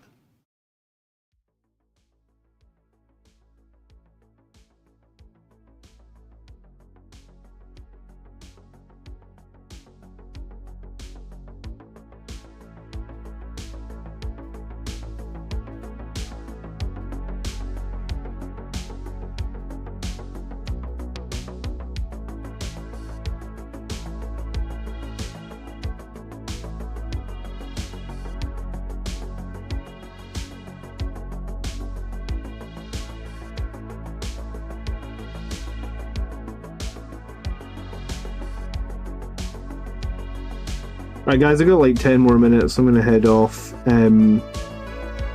If there is any questions for Blood Angels, now would be the time. If not, then Friday is going to be the day of the deep dive into the Brethren of the Lost detachment. That'll be my video for Friday. I've built an army list for Brethren of the Lost. I think it's a pretty cool army list. I don't honestly think I've seen that many people build Brethren of the Lost army lists, or the Lost Brethren, sorry. So I've built one, and I think it's pretty cool. But I think it's also kind of crazy. So it'll be interesting to see what people think, and it'll be interesting to see as people start to submit Lost Brethren lists for the army list show. It'll be interesting to see what people come up with. Where are my Crimson Lords conversions at? I mean, I've made a few of them, but I wanted to finish painting the... I haven't finished a unit in friggin' ages, Rezio. Like, I think I finished the heavy intercessors in like April or May or something. Like, it's ages. I don't even... Do you know, it's probably before May, because I didn't even have them in the tournament list when I won the tournament in June, so I probably haven't finished anything since the squad of heavy intercessors that I did Q1 this year or something. So I've built a handful of Crimson Lord models. I think as soon as these jump intercessors are finished, and they are getting that way, they're getting close. I'd say they're like probably 80% done now, maybe. As soon as they're finished, I think what I'm doing is I'm going to make some Death Company with Eviscerators. I think I'm going to make probably 2 Death Company with Eviscerators. Get them ready. And maybe paint those 2. And then get back to the 6-man unit of Outriders that I was working on before I jumped onto these Assault Intercessors.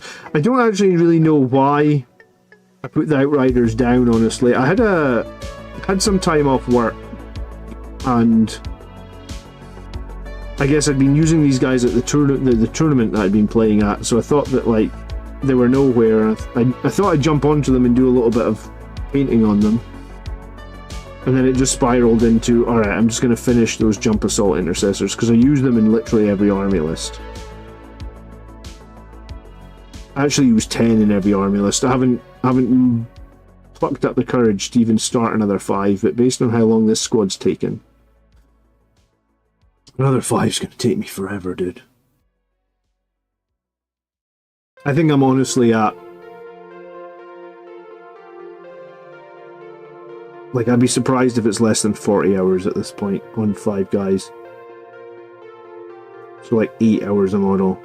I don't know why I've been so slow this time. I think maybe I'm just being too much of a perfectionist, and even then it's not that perfect, so why I'm taking so long is beyond me.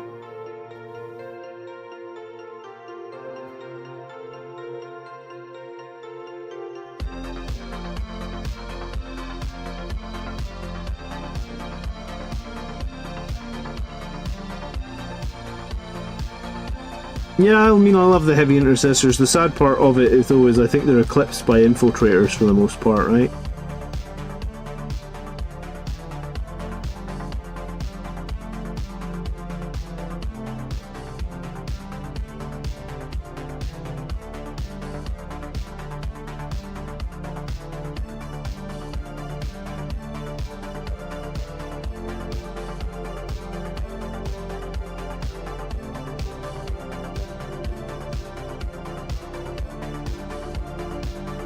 Raoul says, I've been looking at LEG in the datasheet of Blood Angels models for the new Codex. I find that even with +2 strength, infantry will always have the odds against them for a T12 model. What will you recommend? Yeah, I mean, T12 is going to be the issue, right?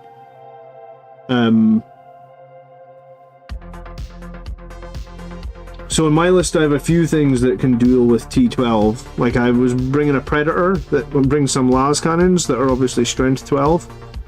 I was bringing a repulsor that brings a las cannon twin linked that's strength 12. I was actually bringing 3 assault centurions, which are also strength 12 with twin linked. And then I guess my Death Company and the Sanguinary Guard, when they go in to fight those strength 12 things, because they inevitably probably will fight those strength 12 things, I'm going to use the Red Rampage stratagem to give +1 to wound and lethal hits. Is it better to super glue the arms or plastic glue them? I mean, I don't think it makes literally any difference, right? Like, it's probably best to magnetize the arms, to be honest, because then you can change the weapon options, but that's not as important now, I guess, with the new way of Games Workshop doing it, where like most of the weapon options come in the box and there's no real reason to magnetize anymore, I guess, so... Or there's less reason to magnetize. Super glue and plastic glue will hold just the same for arms, so... I don't think there's a winner there. Propaganda X. Building your first set. Yeah, I mean, plastic glue's totally fine. I build pretty much all my... Well, I would say like 90% of my models are plastic models these days, so very rarely do I use the super glue. I mean, unless you're using like an old resin kit that isn't the normal plastic, or you're using a third-party kit that doesn't work with plastic glue, I would always use plastic glue. I think plastic glue is easier to work with, and you're also less likely to glue your fingers together, which is always a plus.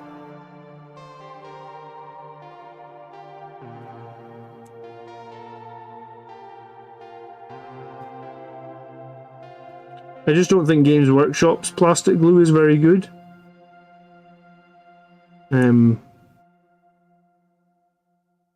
So there's a lot of other brands of plastic glue you can get that's better. and they have better applicators and stuff like that.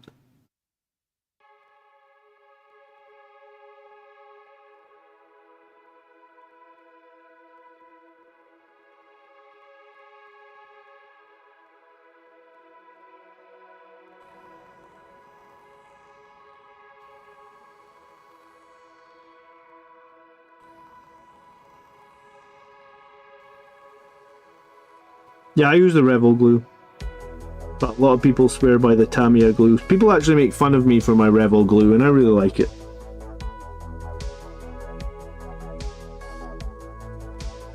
But I always tend to use the cheap hobby products.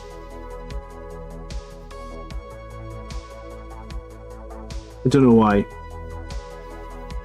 Well, it's because I'm cheap, I guess.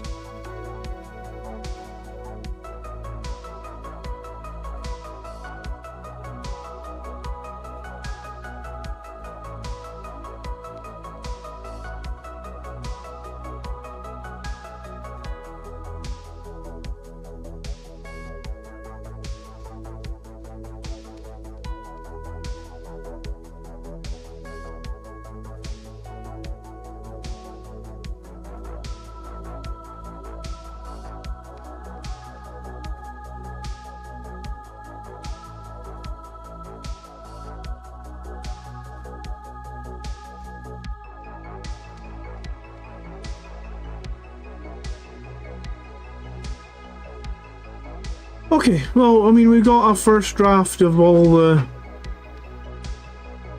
They made a typo in the Dreadnought instructions. No, I hope you're not... I hope your Dreadnought's not screwed, Tom.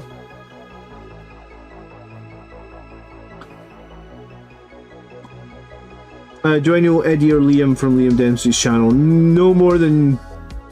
I occasionally speak to Liam in his chat. He calls me the British Airways commander. I obviously do not work for British Airways. But no, I've never met Liam. I'm well up north in Scotland. Like, if you look at a map of the UK and you go as far north to the... Basically, I'm 5 miles from the North Sea. So, like, to get down to... down to sort of like... well, south of the wall. And that's not actually a joke, there is a wall between Scotland and England. It's called Hadrian's Wall.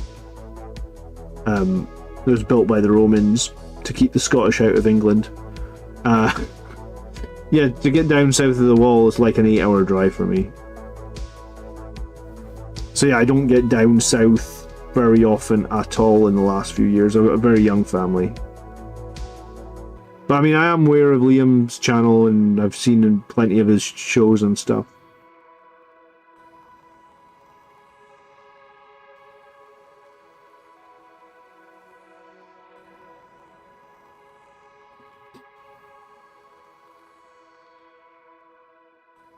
Eddie knows me. I mean, I guess he knows one of my videos, or a few of my videos.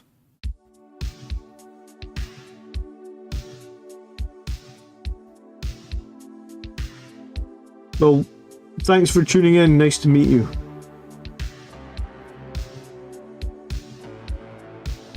I actually have family in Australia, but they live over in Perth. I think, like in when people were emigrating from Scotland, it was like the choices were America or Australia.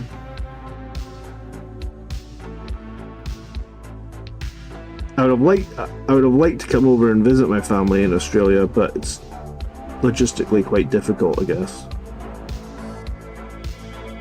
Because my uncle's getting pretty old. There you go, you just bought Tamiya Extra Thin. Yeah, well, Tamiya Extra Thin is the one that everybody recommends, so you're all set, Propaganda X. The one that I buy, the Revel one, is the one that everyone makes fun of. It's honestly not as bad as everybody makes it out, but yeah, Tamiya is the one that everybody recommends.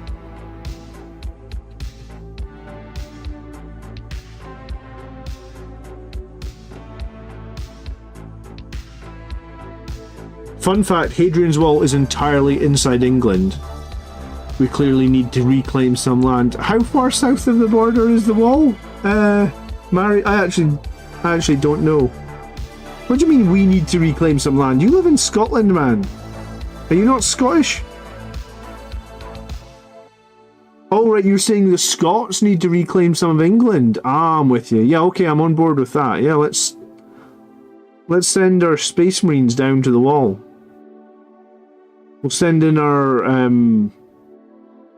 Reavers first with their terror masks.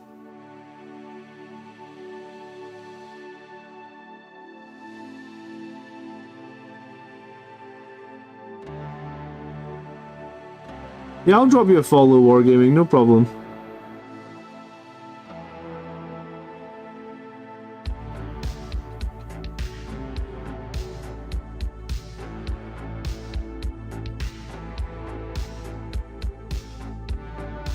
Alright, chat, be brutal with me. 0 being absolute garbage. 10 being the best hazard stripes you've ever seen in your life. What are my hazard stripes like? How well can you see? Oh, my camera's stopped. I didn't even realise that. Here we go. Oh, it went to sleep, did it? Is it coming back? Oh, it crashed. Oh, I didn't even say it crashed. Alright, yeah. 10 being the best hazard stripes you've seen in your life. 1 being absolute garbage. Where are we? A 7? I'll take that, Splash Zone. A 4, Resiel? Get out! Get out! A 4? I did ask to be harsh. Okay, a 4. I'll remember that. Next time you put a painting video on your channel, I'll just be like... I'll just be there with the comments. I'll be like, 2 out of 10.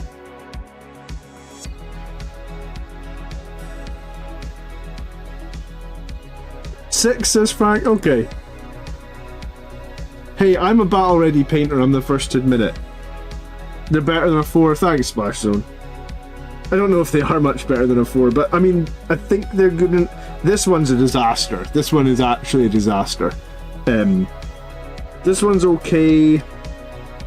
This one's not great.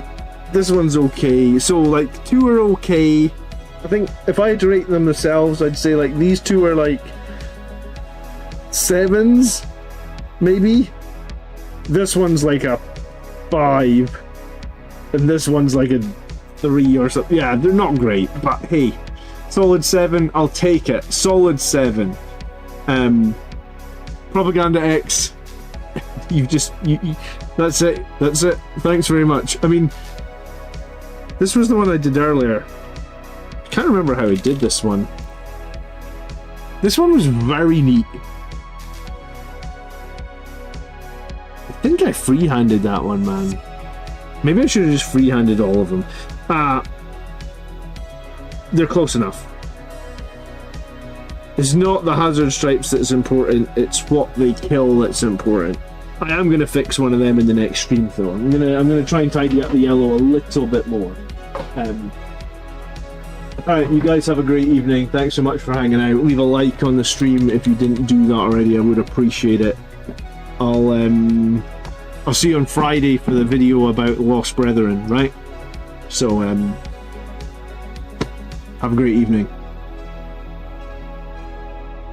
As far as I'm concerned, any hazard stripes are good hazard stripes. It shows you care about your models more than just slapping base coats on them. There we go, then you appreciate it. I don't know if I would do it with the masking tape again. Yeah, I mean, I was going to say, it's only one session. It's fine. It's good enough. Good night, guys. Have a great evening.